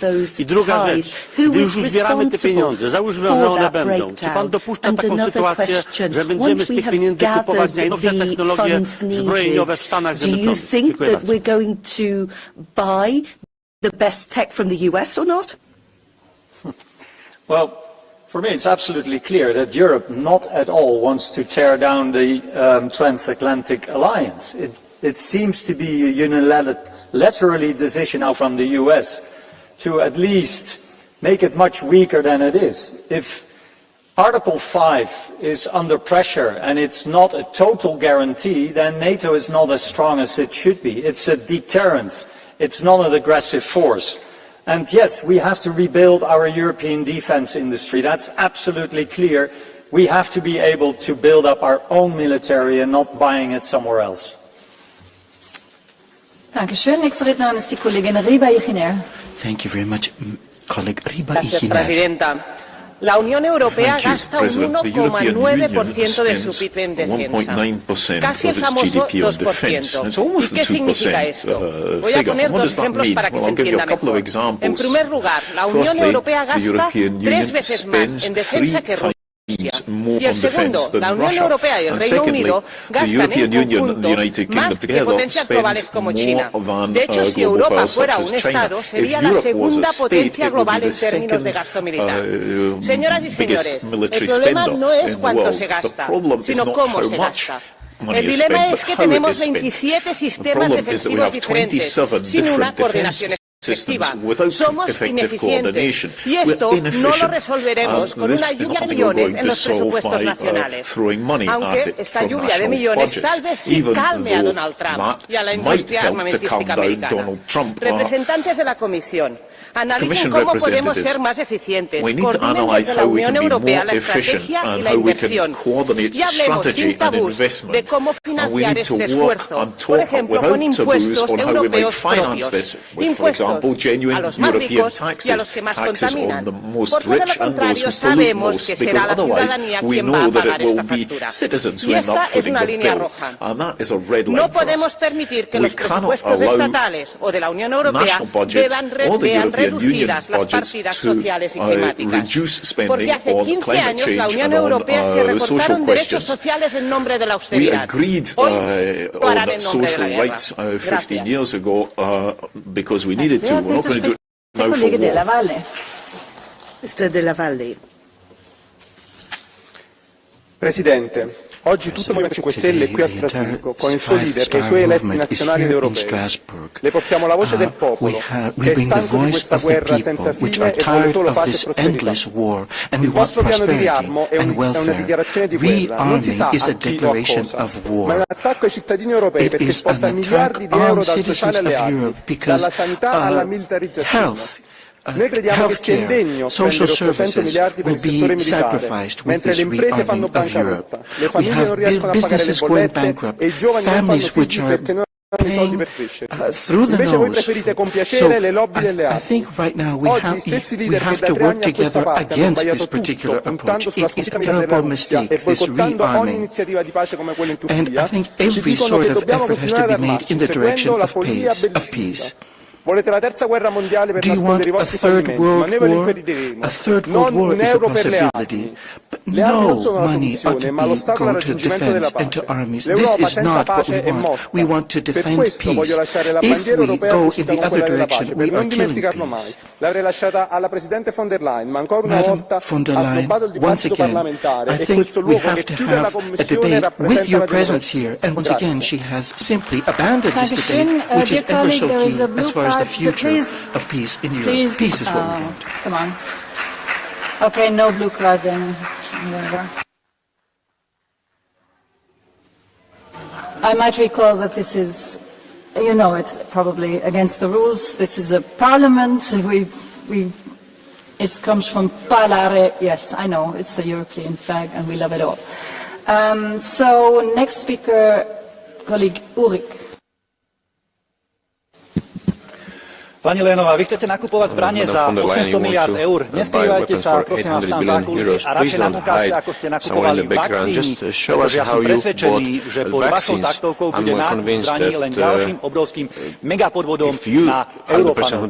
A takisto by ma zaujímalo, že kto by mal s tými všetkými nakúpenými zbraniami ísť bojovať, pretože pre Európanov to bude znamenať len ďalšiu militarizáciu, ďalšie zadlžovanie, ďalšiu konsolidáciu a ďalšie zdražovanie. Mrzí ma, že jediný, kto sa na samite postavil proti tomuto vojnovému plánu Lénovej, bol opäť iba maďarský premiér Viktor Orbán, že všetci ostatní, Macron, Scholz, Fiala, Fico a ďalší, hlasovali za Lénovej navýšenie európskej vojenskej a finančnej pomoci pre Zelenského, namiesto toho, aby sa pridali k tomu Trumpovmu plánu a zatlačili na Zelenského a dotlačili ho k mierovým rokovaniam.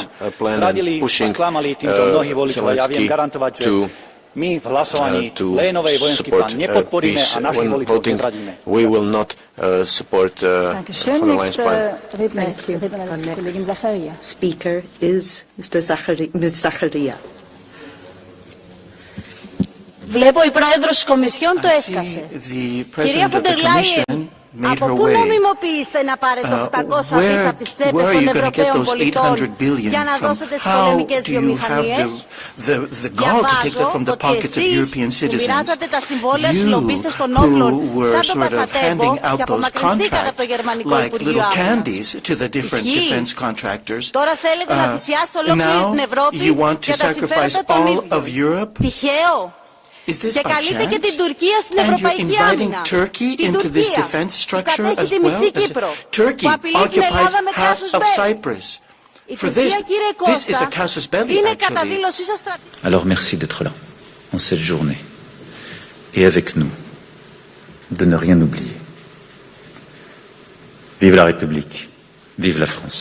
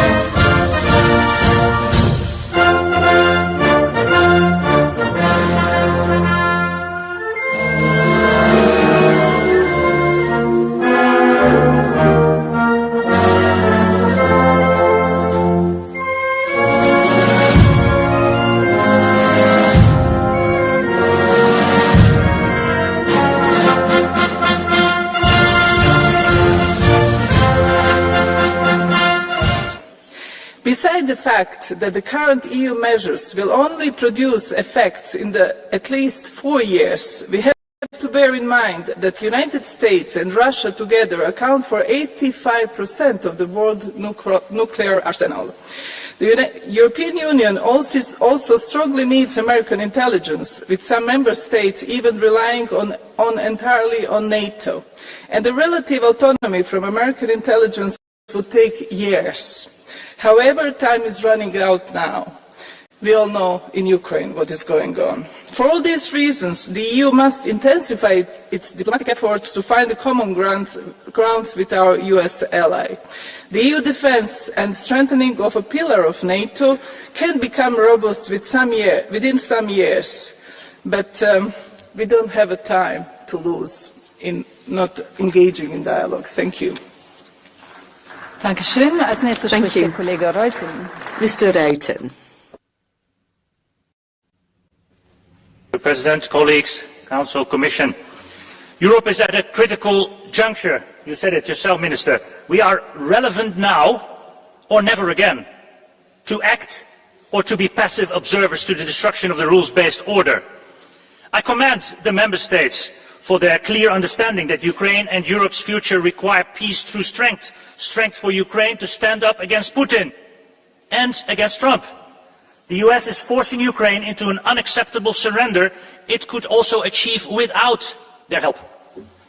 If the circumstances are unfavorable for Ukraine, for Europe, we will not accept it.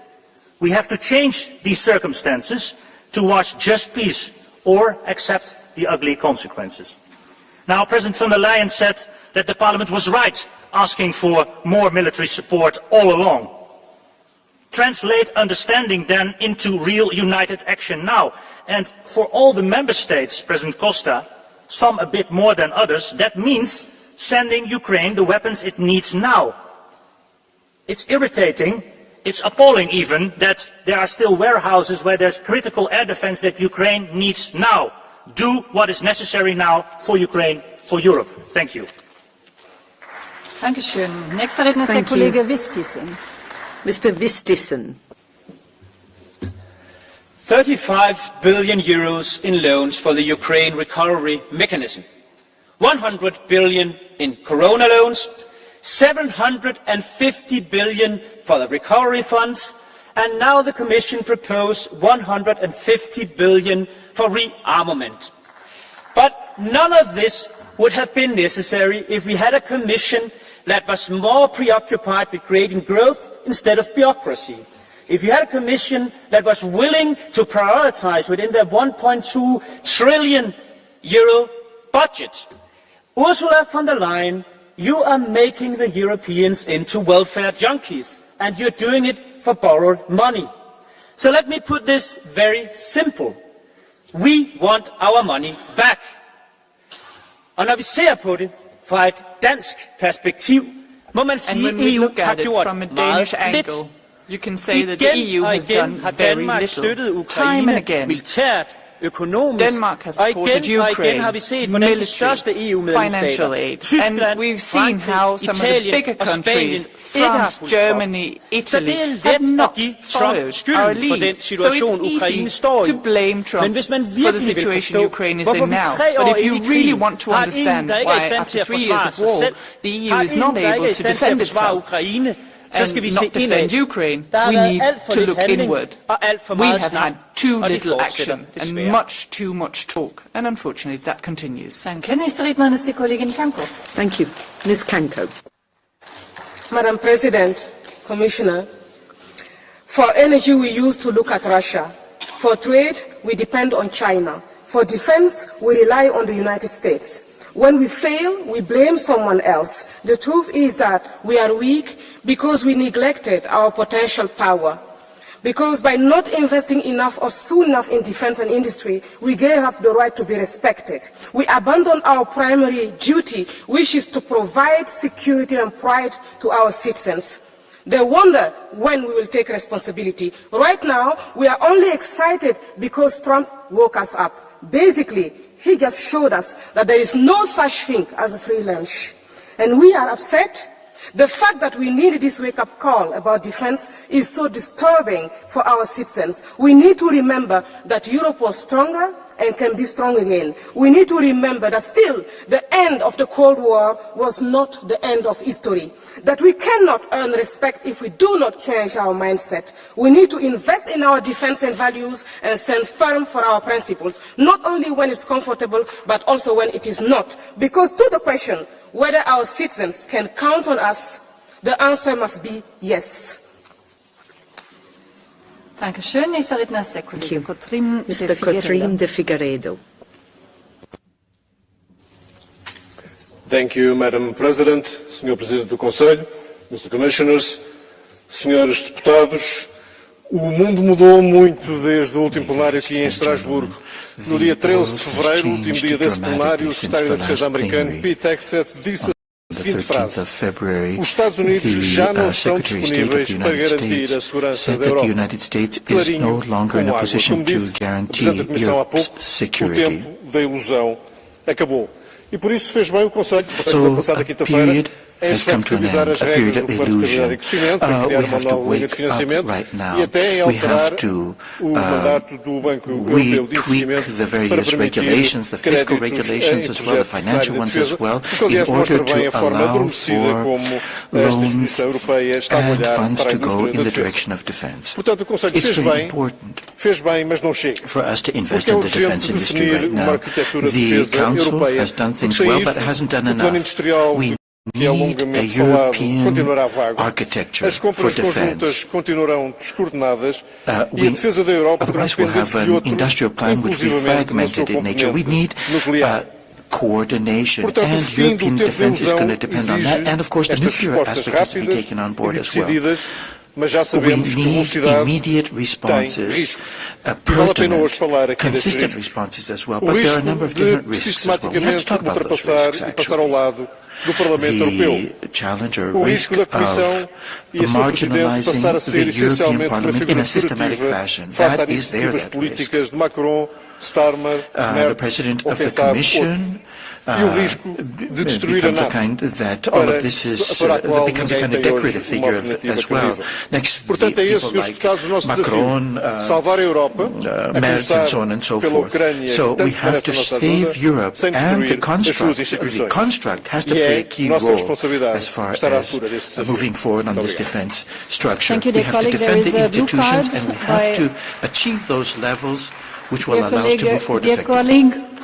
dear colleague Cotrim de Figueiredo. Hello, João. Hello, João. There is a blue card. Yes, by colleague, do you also guess by whom? Colleague Oliveira, please, if you accept it. Obrigado, Presidente. Sr. Deputado Coutinho Figueiredo, o Sr. Deputado acha boa ideia aliviar o garrote orçamental para gastos militares, o garrote do Pacto de Estabilidade para gastos militares, mas não acha bem se for para gastos com a habitação, com a saúde, com as pensões. O Sr. Deputado acha que os recursos públicos não podem servir para investir na habitação, para resolver os problemas do acesso à habitação, porque são recursos públicos, mas desviar 800 milhões para gastos militares já na perspectiva dos liberais está tudo certo. E o senhor acha que é com a corrida global aos armamentos, aumentando os riscos de confrontação de guerra e destruição, se alcança a paz e a segurança. Change any financial regulations. You want to funnel everything into defense with all the risks that entails and with all the horrific things that go along with it. Can you please explain all of this to me?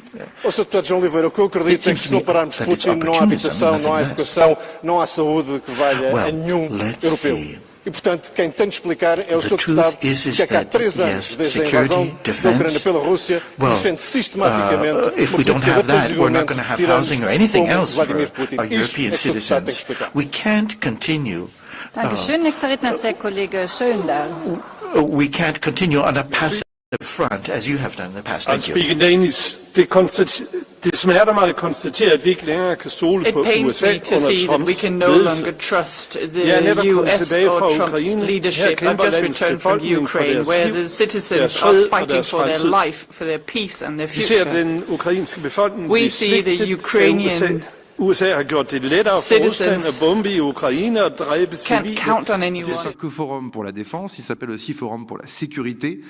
Et ça doit nous faire réfléchir aussi à comment on arrive à bâtir des stratégies de sécurité sur, au fond, des menaces où depuis la fin de la guerre froide, nous nous sommes habitués à rentrer chacun en nous-mêmes et chez nous et ne plus forcément avoir des coopérations qui sont globales. Donc ça, c'est un sujet absolument clé. Il est clé pour une opinion publique qui parfois a du mal à le voir ou à le ressentir.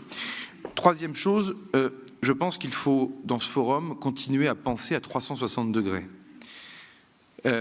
Pour le dire de manière peu diplomatique, le problème des Européens, de nous autres Européens, c'est que parfois nous sommes myopes. On voit de près et on prend les menaces les unes après les autres de manière scolaire. C'est pas parce que l'Ukraine et la Russie nous préoccupent beaucoup qu'il ne faut pas nous parler d'Iran. Ce n'est pas parce que l'Iran nous préoccuperait beaucoup qu'il ne faut pas parler des stratégies nord-coréennes et de manière plus globale de ce qui se passe dans l'Indo-Pacifique. Et donc, au fond, on est dans un moment où il ne faut pas raisonner que de manière régionale et continentale, mais bel et bien garder un niveau de pensée qui soit mondial. Parce qu'on ne peut pas ne pas voir que nos compétiteurs, eux, Moscou, Téhéran, Pyongyang, pour ne citer que cela, eux sont dans une coordination qui est d'une nature complètement différente par rapport à ce que nous avons pu connaître il y a 2 ou 3 ans.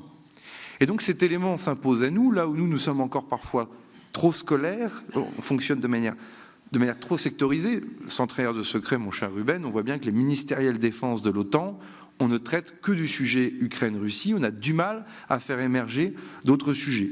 Les capacités de frappe de l'Iran aujourd'hui sont là, elles sont à longue portée, elles touchent donc le continent européen et on se doit évidemment de les traiter. 4e élément de réflexion, il y a un éléphant qui est dans la pièce, je le disais en parlant d'hybridité, je le disais en parlant de Corée du Nord et d'Iran, donc de prolifération nucléaire, c'est évidemment la question de l'épaulement, de la coordination entre forces nucléaires, dissuasion nucléaire et forces conventionnelles.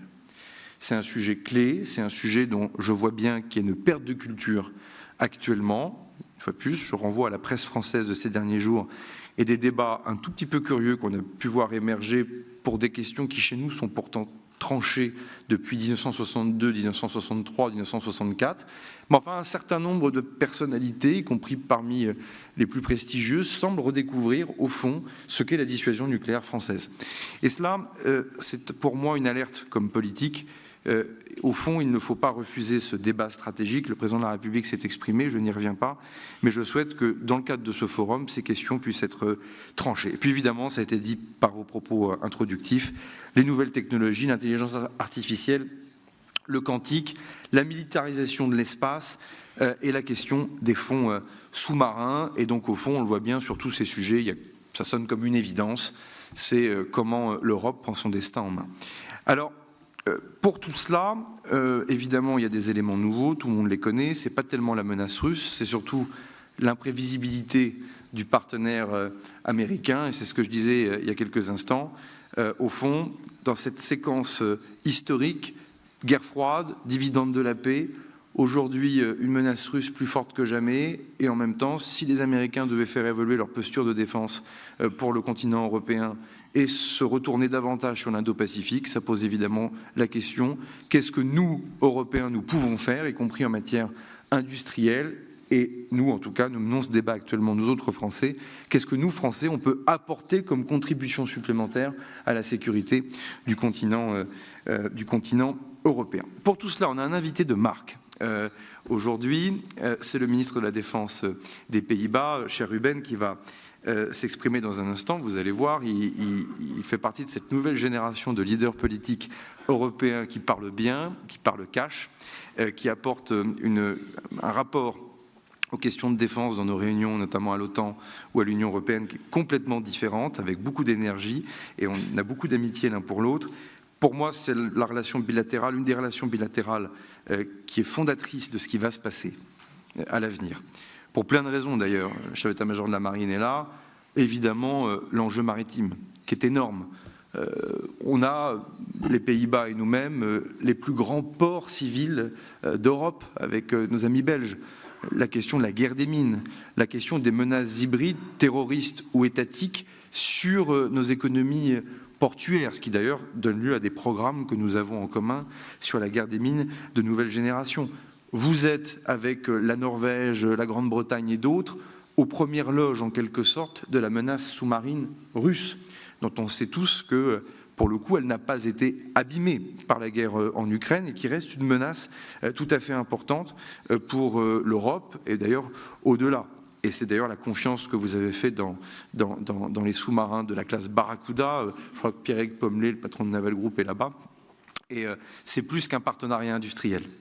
Je le dis ici devant tout le monde, ce que nous voulons, nous, Français, c'est nouer des partenariats stratégiques, c'est-à-dire qui repose sur de la doctrine, de l'analyse, être capable d'avoir beaucoup plus d'interopérabilité, beaucoup plus de réciprocité, et au fond d'une culture française qui consistait à vendre des armes, de plus en plus, on bascule dans une culture française dans laquelle on veut surtout, nous, chercher de la réassurance stratégique, et les armes constituent un des outils qui permet de le faire.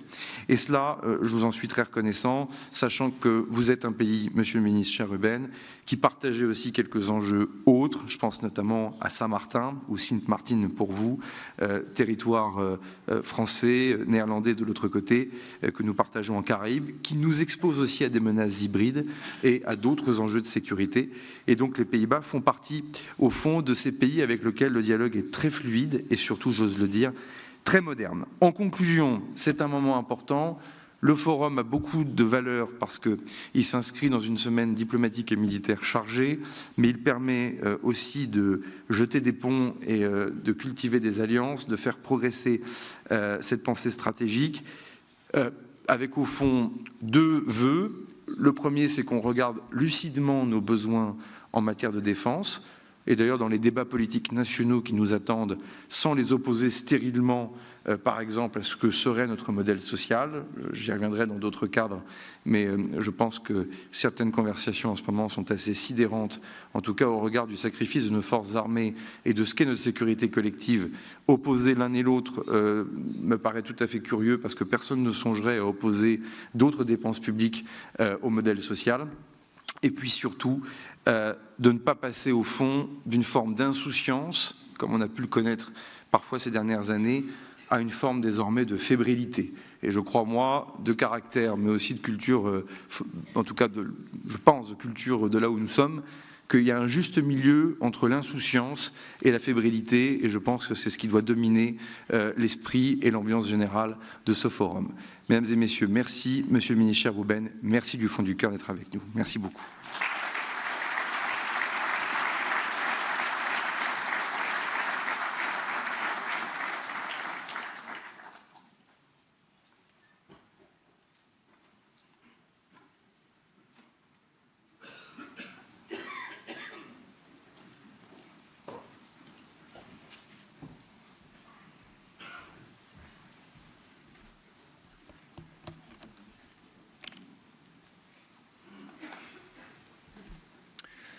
Good morning, dear colleagues, generals, admirals, ladies and gentlemen.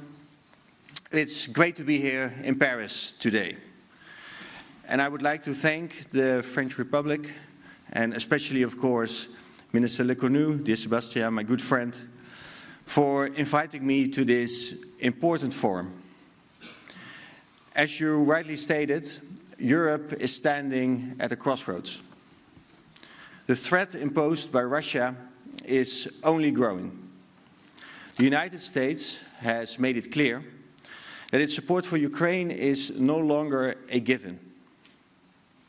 And Europe's decades-long reliance on the US cannot simply be taken for granted anymore.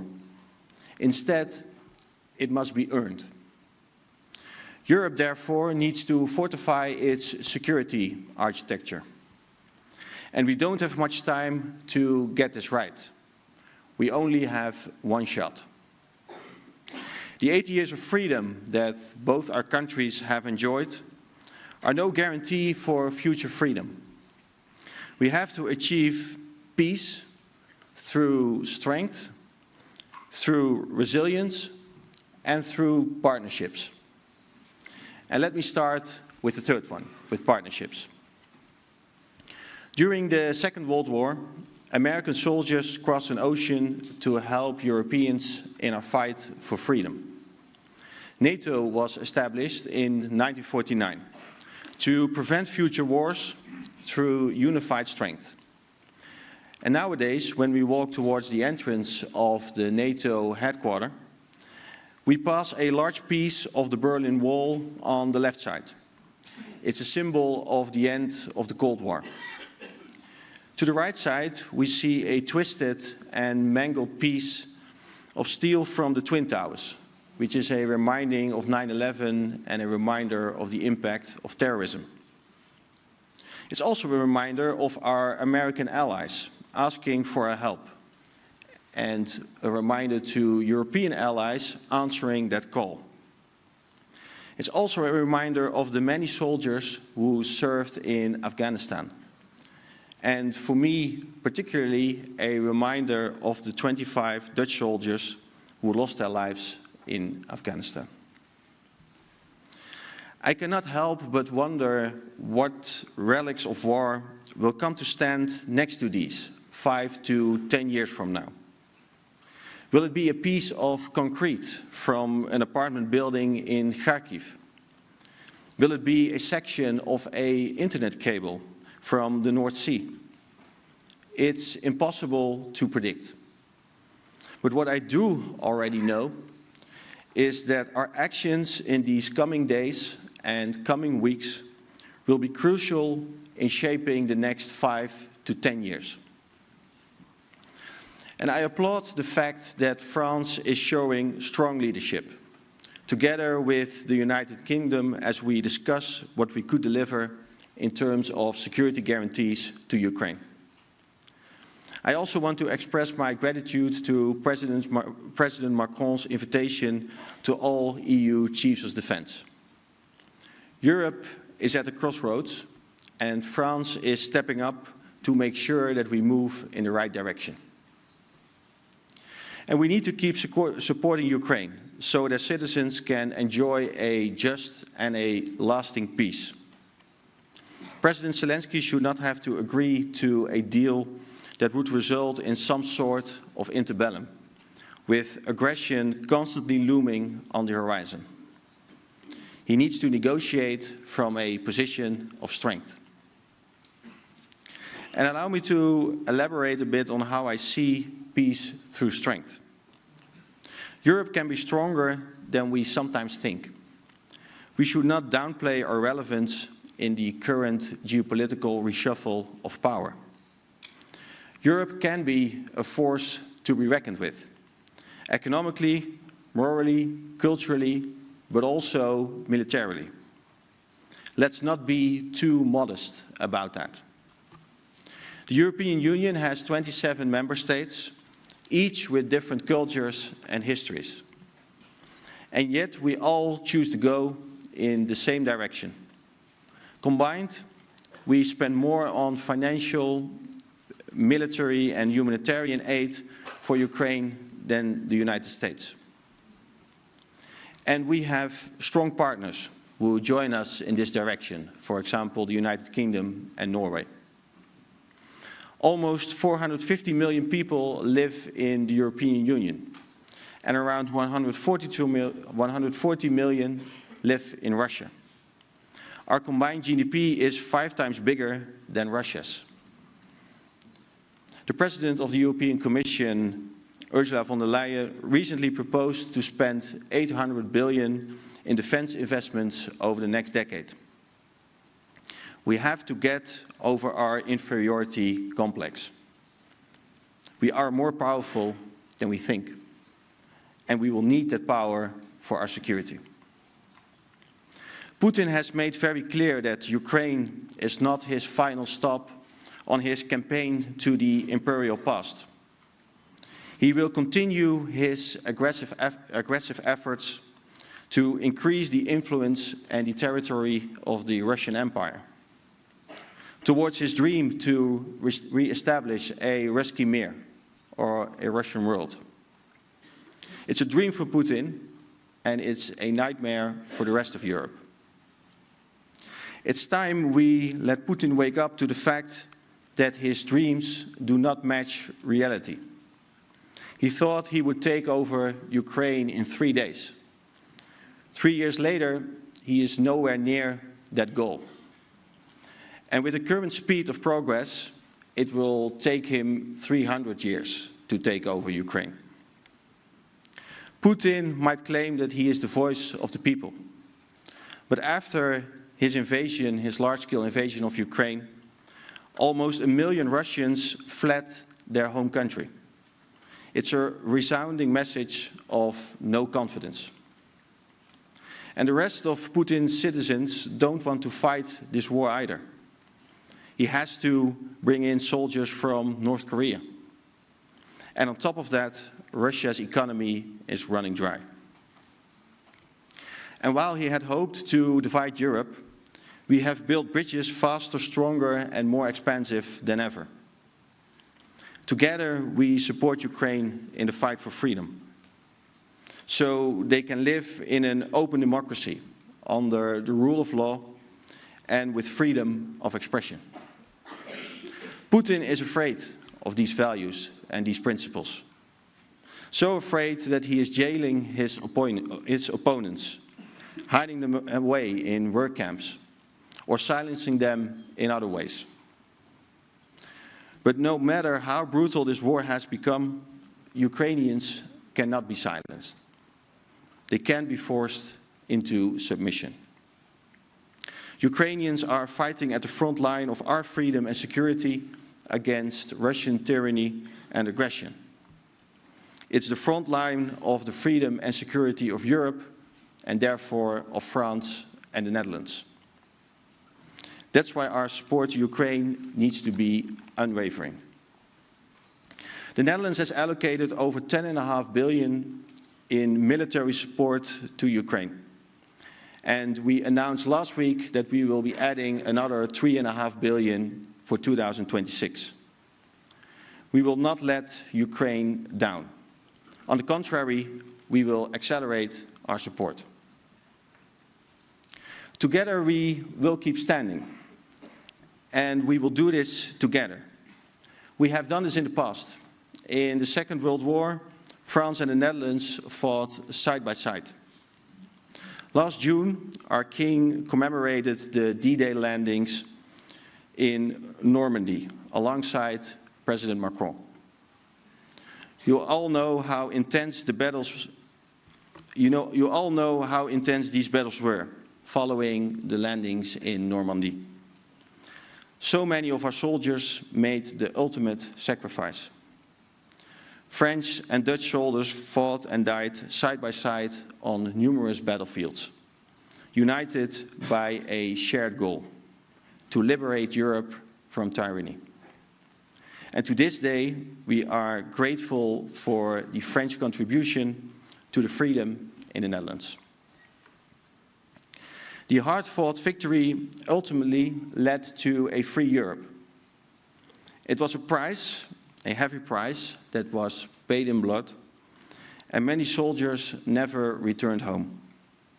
It was the price of freedom, the freedom that we enjoy until this very day.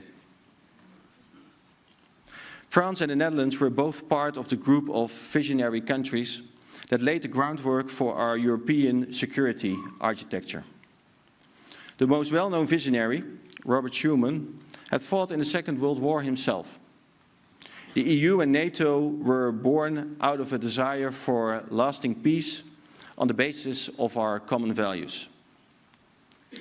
And in modern times too, the Netherlands has stood side by side with France to defend our common values.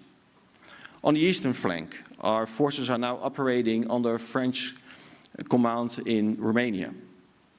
We serve together in numerous other conflict zones to defend freedom and democracy against terrorism. And let's not forget the Balkans, and Kosovo in particular. We also continue to defend freedom of trade, for example in the Red Sea within the European operations Aspides. And we represent the freedom of navigation in the Taiwan Strait. But these times call for an even greater effort, and we must all rise to the occasion. We cannot allow aggression and imperialism to prevail, and for freedom and democracy to lose. As I said, the goal in Ukraine is peace through strength. But meanwhile, Putin's army could be knocking on our doors on other fronts, whether it's in the Baltic states, in Moldova, or in Georgia. Already, Putin is setting the stage for new invasions. Our military intelligence agency has estimated that it would take Russia only a year to move around a significant number of troops. So imagine that 1 year after a peace deal or a ceasefire in Ukraine, Russia would be moving around hundreds of thousands of its troops to the border with the Baltic states. For example, then holding a large military exercise there. And we know from our experience with Ukraine that we only know 1 week in advance whether it's just an exercise or the preparations for a large-scale attack. We should be prepared for this scenario and reinforce our deterrence. At this very day, both we in the Netherlands and in France, we do not live in war, but we do not live in peace either. We are living in a grey zone between war and peace. Both our countries experience daily cyber attacks on our hospitals, on our universities, and on our police stations. We experience espionage and preparations of sabotage, with Russian ships mapping our wind parks and undersea internet cables. Russian trolls flood the internet with lies and disinformation. We may not be at war with Russia, but Russia is at war with us, a hybrid war. And we know that a hybrid car, at the end of the day, is a car. The same is true for a hybrid war. So we should be able and capable of defending ourselves in both a hybrid war and a kinetic one. But the responsibility for a secure Europe rests not only on the shoulders of our men and women in uniform. Defense is a key piece of the puzzle, but not the only one. Society and the industry are the other pieces. And that leads me to peace through resilience. Just increasing our defense spending is not enough. Defending our freedom and democracy is a task for society as a whole. We will have to be more resilient to the disruptive effects of modern-day threats, such as internet disruptions, power failures, and our drinking and water systems being hacked. This includes becoming more self-reliant in those first hours of crisis and maybe even the first days of a crisis. That's true for individual households, but also for companies and other organizations. It's not only a practical matter, there's also a mental aspect. Civilians need to be able to respond to any crisis with perseverance, not with panic. And meanwhile, at the government level, we must adapt legislation to be fit for purpose, not only in times of peace and war, but also in the grey zone. And to be able to reinforce our resilience and to grow our militaries, to have civilians and military work side by side, and to be able to speed up our processes, we should take away any legislations that are standing in our way. Legislations that are currently standing in the way of growing our military. We should do this both on a national and on a European level. In the Netherlands, some EU environmental legislation prevents the military from doing exercises and from expanding our military bases. And of course, the environment is important and it should be protected. But Putin won't be deterred by a sign that is warning him that he is about to enter a nature reserve. And also the EU should cut red tape that is preventing us from going faster, from procuring faster, and for being better and faster than our adversaries. Legislative exemptions for defense must be made across the board in order for our militaries to grow and for our militaries to be ready. And in order to achieve that, we call for a European Defence Readiness Act. In addition, we need to rapidly increase our military production.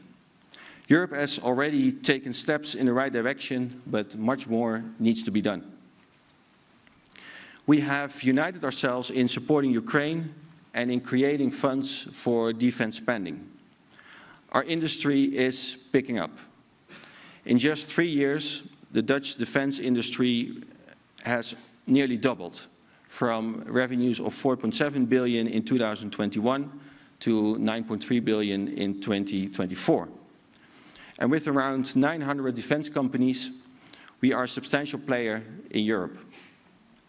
And we are working together with Ukraine to develop the most advanced weapon systems, such as the newest types of drones. But I must say, I very much admire France's strong defense industry. You are one of the key players in Europe.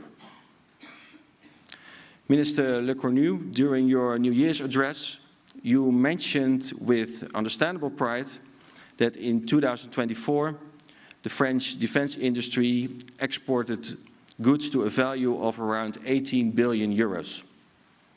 And a substantial part of that spending, I believe, came from the Netherlands. It speaks to our ties, our friendship, and the way that we view France as a strategic partner, now and in the future. Your impressive strategic autonomy in terms of a defense industrial basis is clearly paying off. And we are looking forward to seeing our submarines being built by Naval Group in close cooperation with Dutch suppliers.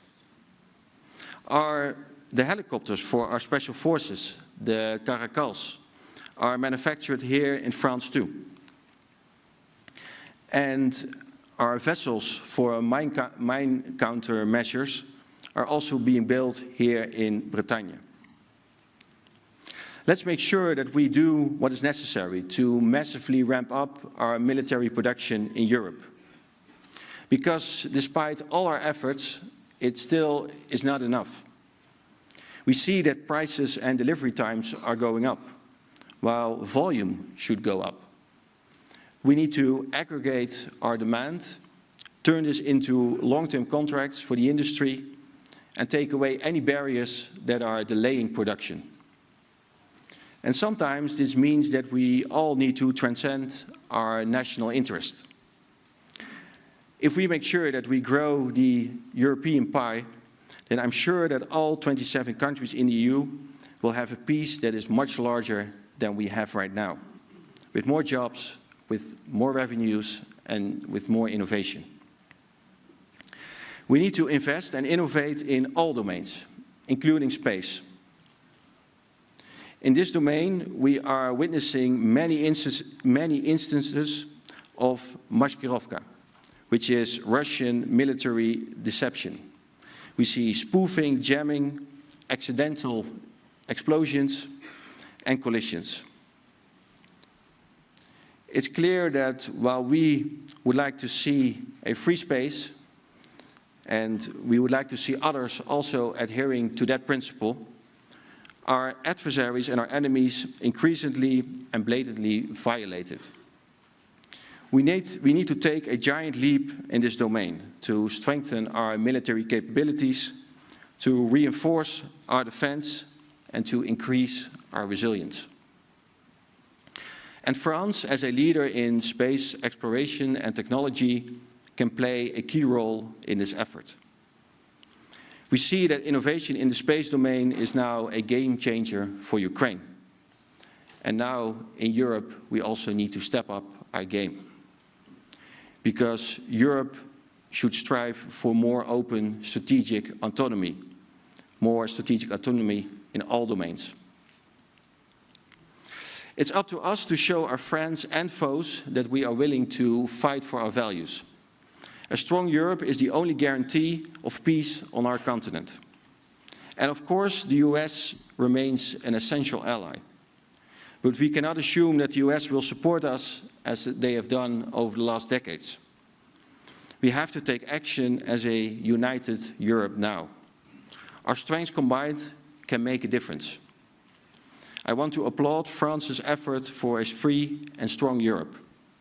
You've always been forward-leaning, you dare to be bold, and you dare to be courageous. Ladies and gentlemen, while we are standing at these crossroads, we need to take the right path towards a lasting peace, so that our 80 years of freedom can be extended to 100 years and many years more, for generations to come. We need to achieve peace through strength, peace through resilience, and peace through partnerships. And I'm glad that the Netherlands and France are working as close friends and close allies. Our national motto is, coincidentally, in French, Je maintiendrai.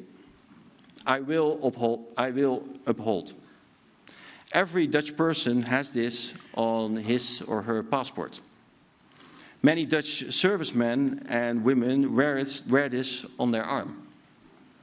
To me, it's a reminder that we need to uphold the values and the principles we hold so dear: freedom, open democracy, sovereignty, and the rule of law. In other words, nous maintiendrons. Merci.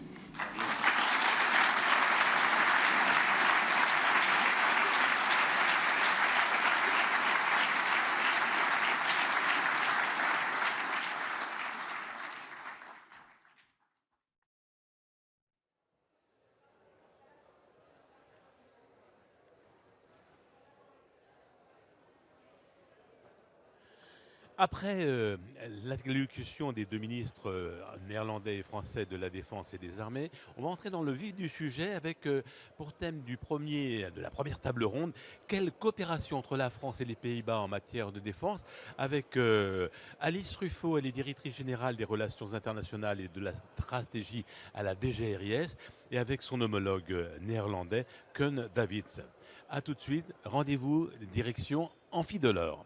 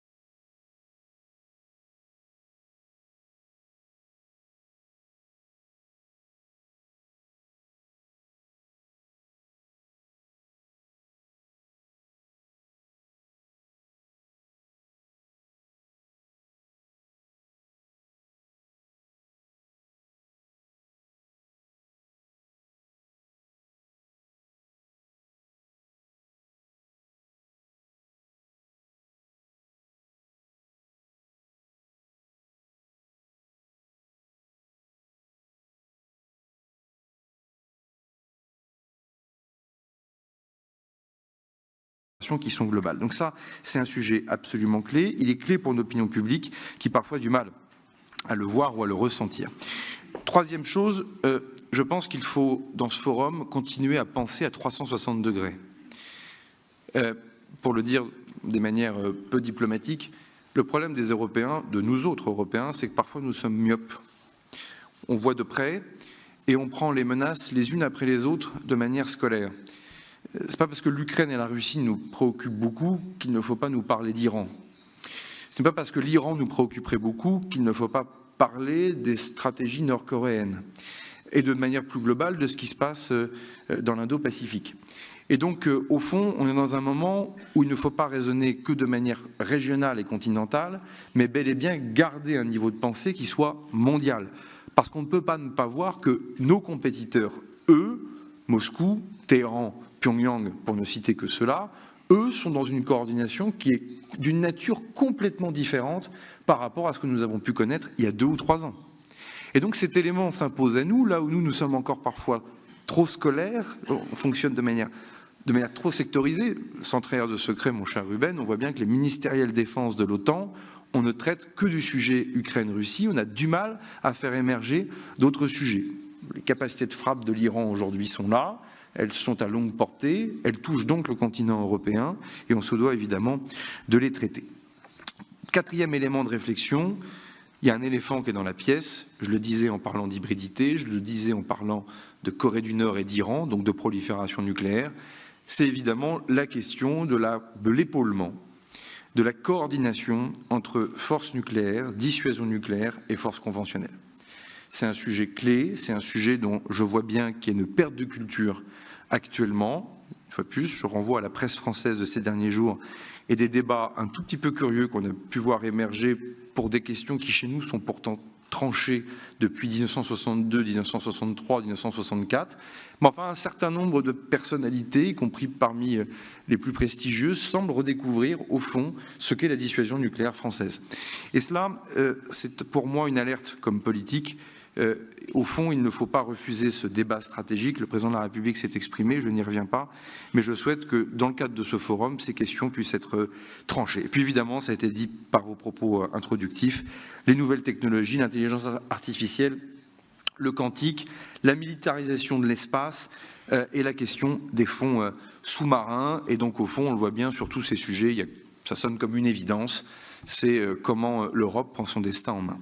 Alors, pour tout cela, évidemment, il y a des éléments nouveaux, tout le monde les connaît, c'est pas tellement la menace russe, c'est surtout l'imprévisibilité du partenaire américain, et c'est ce que je disais il y a quelques instants.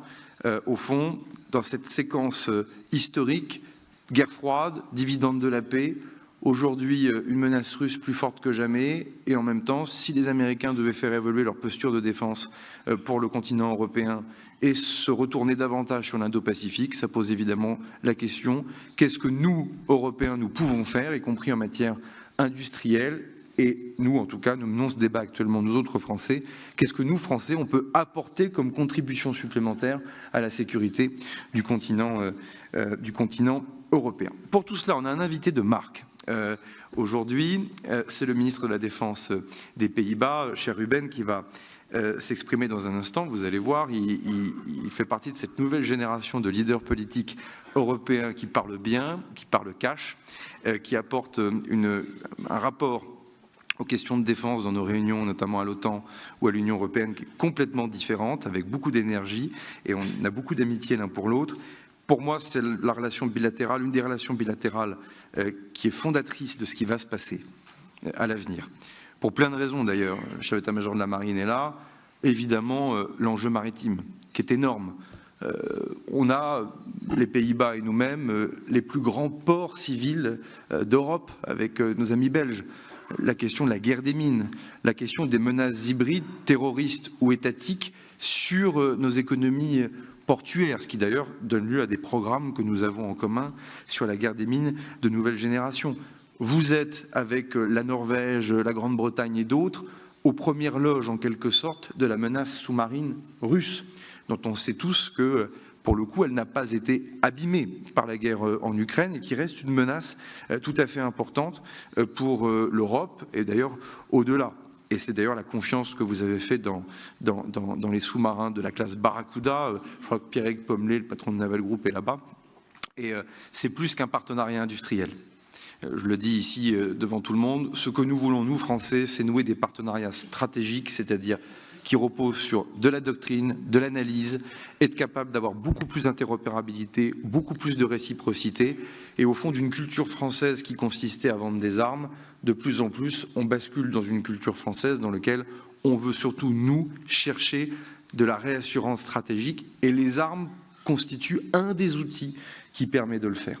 Et cela, je vous en suis très reconnaissant, sachant que vous êtes un pays, Monsieur le Ministre, cher Ruben, qui partageait aussi quelques enjeux autres. Je pense notamment à Saint-Martin, ou Sint-Maarten pour vous, territoire français, néerlandais de l'autre côté, que nous partageons en Caraïbes, qui nous expose aussi à des menaces hybrides et à d'autres enjeux de sécurité. Et donc les Pays-Bas font partie, au fond, de ces pays avec lesquels le dialogue est très fluide et surtout, j'ose le dire, très moderne. En conclusion, c'est un moment important. Le forum a beaucoup de valeur parce qu'il s'inscrit dans une semaine diplomatique et militaire chargée, mais il permet aussi de jeter des ponts et de cultiver des alliances, de faire progresser cette pensée stratégique, avec au fond deux vœux. Le premier, c'est qu'on regarde lucidement nos besoins en matière de défense, et d'ailleurs dans les débats politiques nationaux qui nous attendent, sans les opposer stérilement, par exemple, à ce que serait notre modèle social. J'y reviendrai dans d'autres cadres, mais je pense que certaines conversations en ce moment sont assez sidérantes, en tout cas au regard du sacrifice de nos forces armées et de ce qu'est notre sécurité collective. Opposer l'un et l'autre me paraît tout à fait curieux, parce que personne ne songerait à opposer d'autres dépenses publiques au modèle social. Et puis surtout, de ne pas passer au fond d'une forme d'insouciance, comme on a pu le connaître parfois ces dernières années, à une forme désormais de fébrilité. Et je crois, moi, de caractère, mais aussi de culture, en tout cas, je pense, de culture de là où nous sommes, qu'il y a un juste milieu entre l'insouciance et la fébrilité, et je pense que c'est ce qui doit dominer l'esprit et l'ambiance générale de ce forum. Mesdames et messieurs, merci, Monsieur le ministre cher Ruben, merci du fond du cœur d'être avec nous. Merci beaucoup.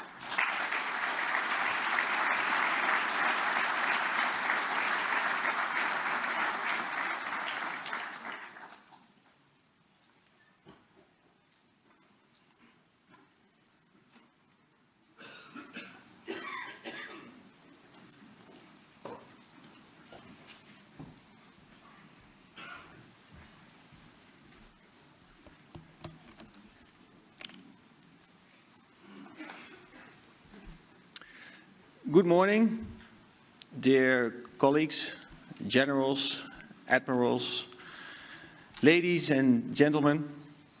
It's great to be here in Paris today. And I would like to thank the French Republic, and especially, of course, Minister Lecornu, dear Sebastien, my good friend, for inviting me to this important forum.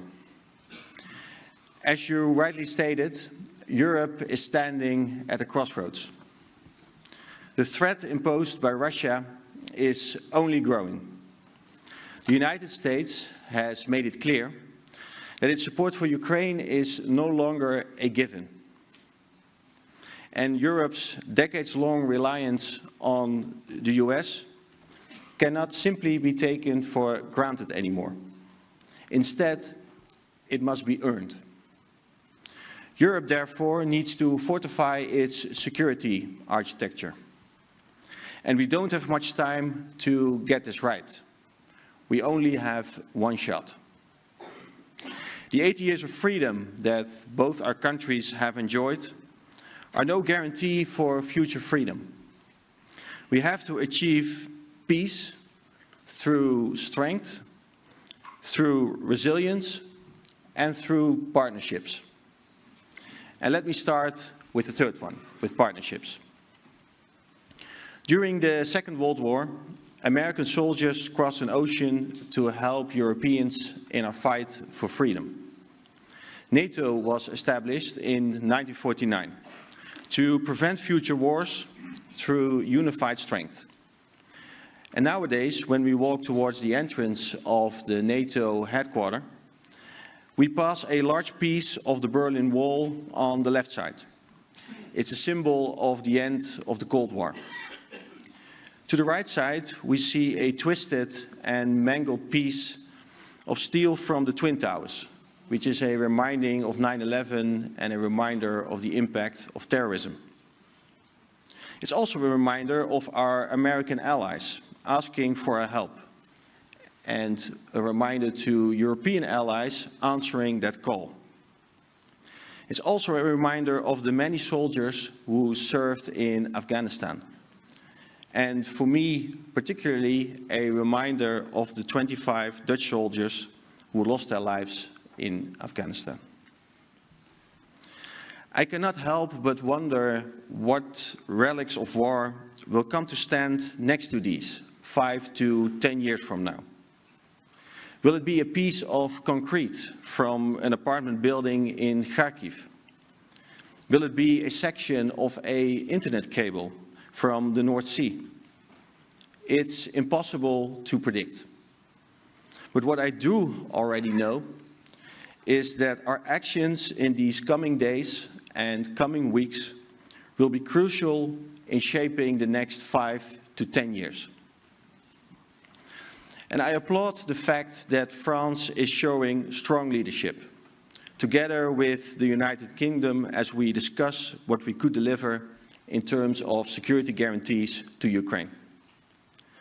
I also want to express my gratitude to President Macron's invitation to all EU chiefs of defense. Europe is at the crossroads, and France is stepping up to make sure that we move in the right direction. And we need to keep supporting Ukraine so that citizens can enjoy a just and a lasting peace.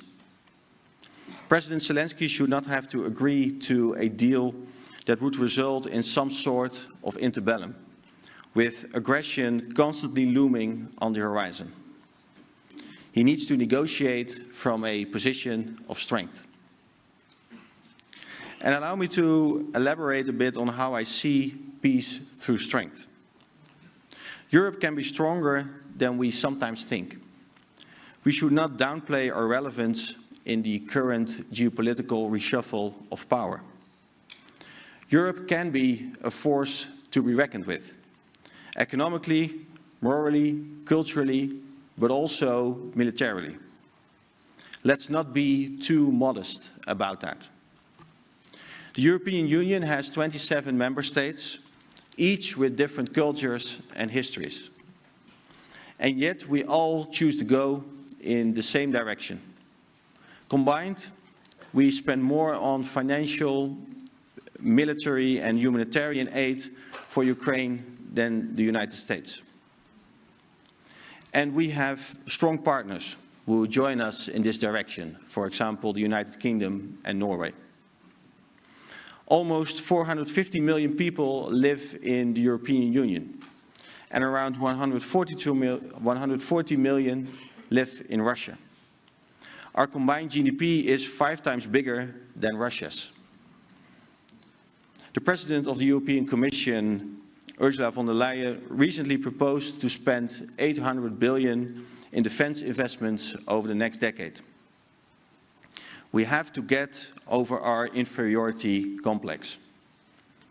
We are more powerful than we think, and we will need that power for our security. Putin has made very clear that Ukraine is not his final stop on his campaign to the imperial past. He will continue his aggressive efforts to increase the influence and the territory of the Russian Empire, towards his dream to re-establish a Ruski Mir, or a Russian world. It's a dream for Putin, and it's a nightmare for the rest of Europe. It's time we let Putin wake up to the fact that his dreams do not match reality. He thought he would take over Ukraine in 3 days. 3 years later, he is nowhere near that goal. And with the current speed of progress, it will take him 300 years to take over Ukraine. Putin might claim that he is the voice of the people. But after his invasion, his large-scale invasion of Ukraine, almost 1 million Russians fled their home country. It's a resounding message of no confidence. And the rest of Putin's citizens don't want to fight this war either. He has to bring in soldiers from North Korea. And on top of that, Russia's economy is running dry. And while he had hoped to divide Europe, we have built bridges faster, stronger, and more expansive than ever. Together, we support Ukraine in the fight for freedom, so they can live in an open democracy under the rule of law and with freedom of expression. Putin is afraid of these values and these principles, so afraid that he is jailing his opponents, hiding them away in work camps, or silencing them in other ways. But no matter how brutal this war has become, Ukrainians cannot be silenced. They can't be forced into submission. Ukrainians are fighting at the front line of our freedom and security against Russian tyranny and aggression. It's the front line of the freedom and security of Europe, and therefore of France and the Netherlands. That's why our support to Ukraine needs to be unwavering. The Netherlands has allocated over 10.5 billion in military support to Ukraine.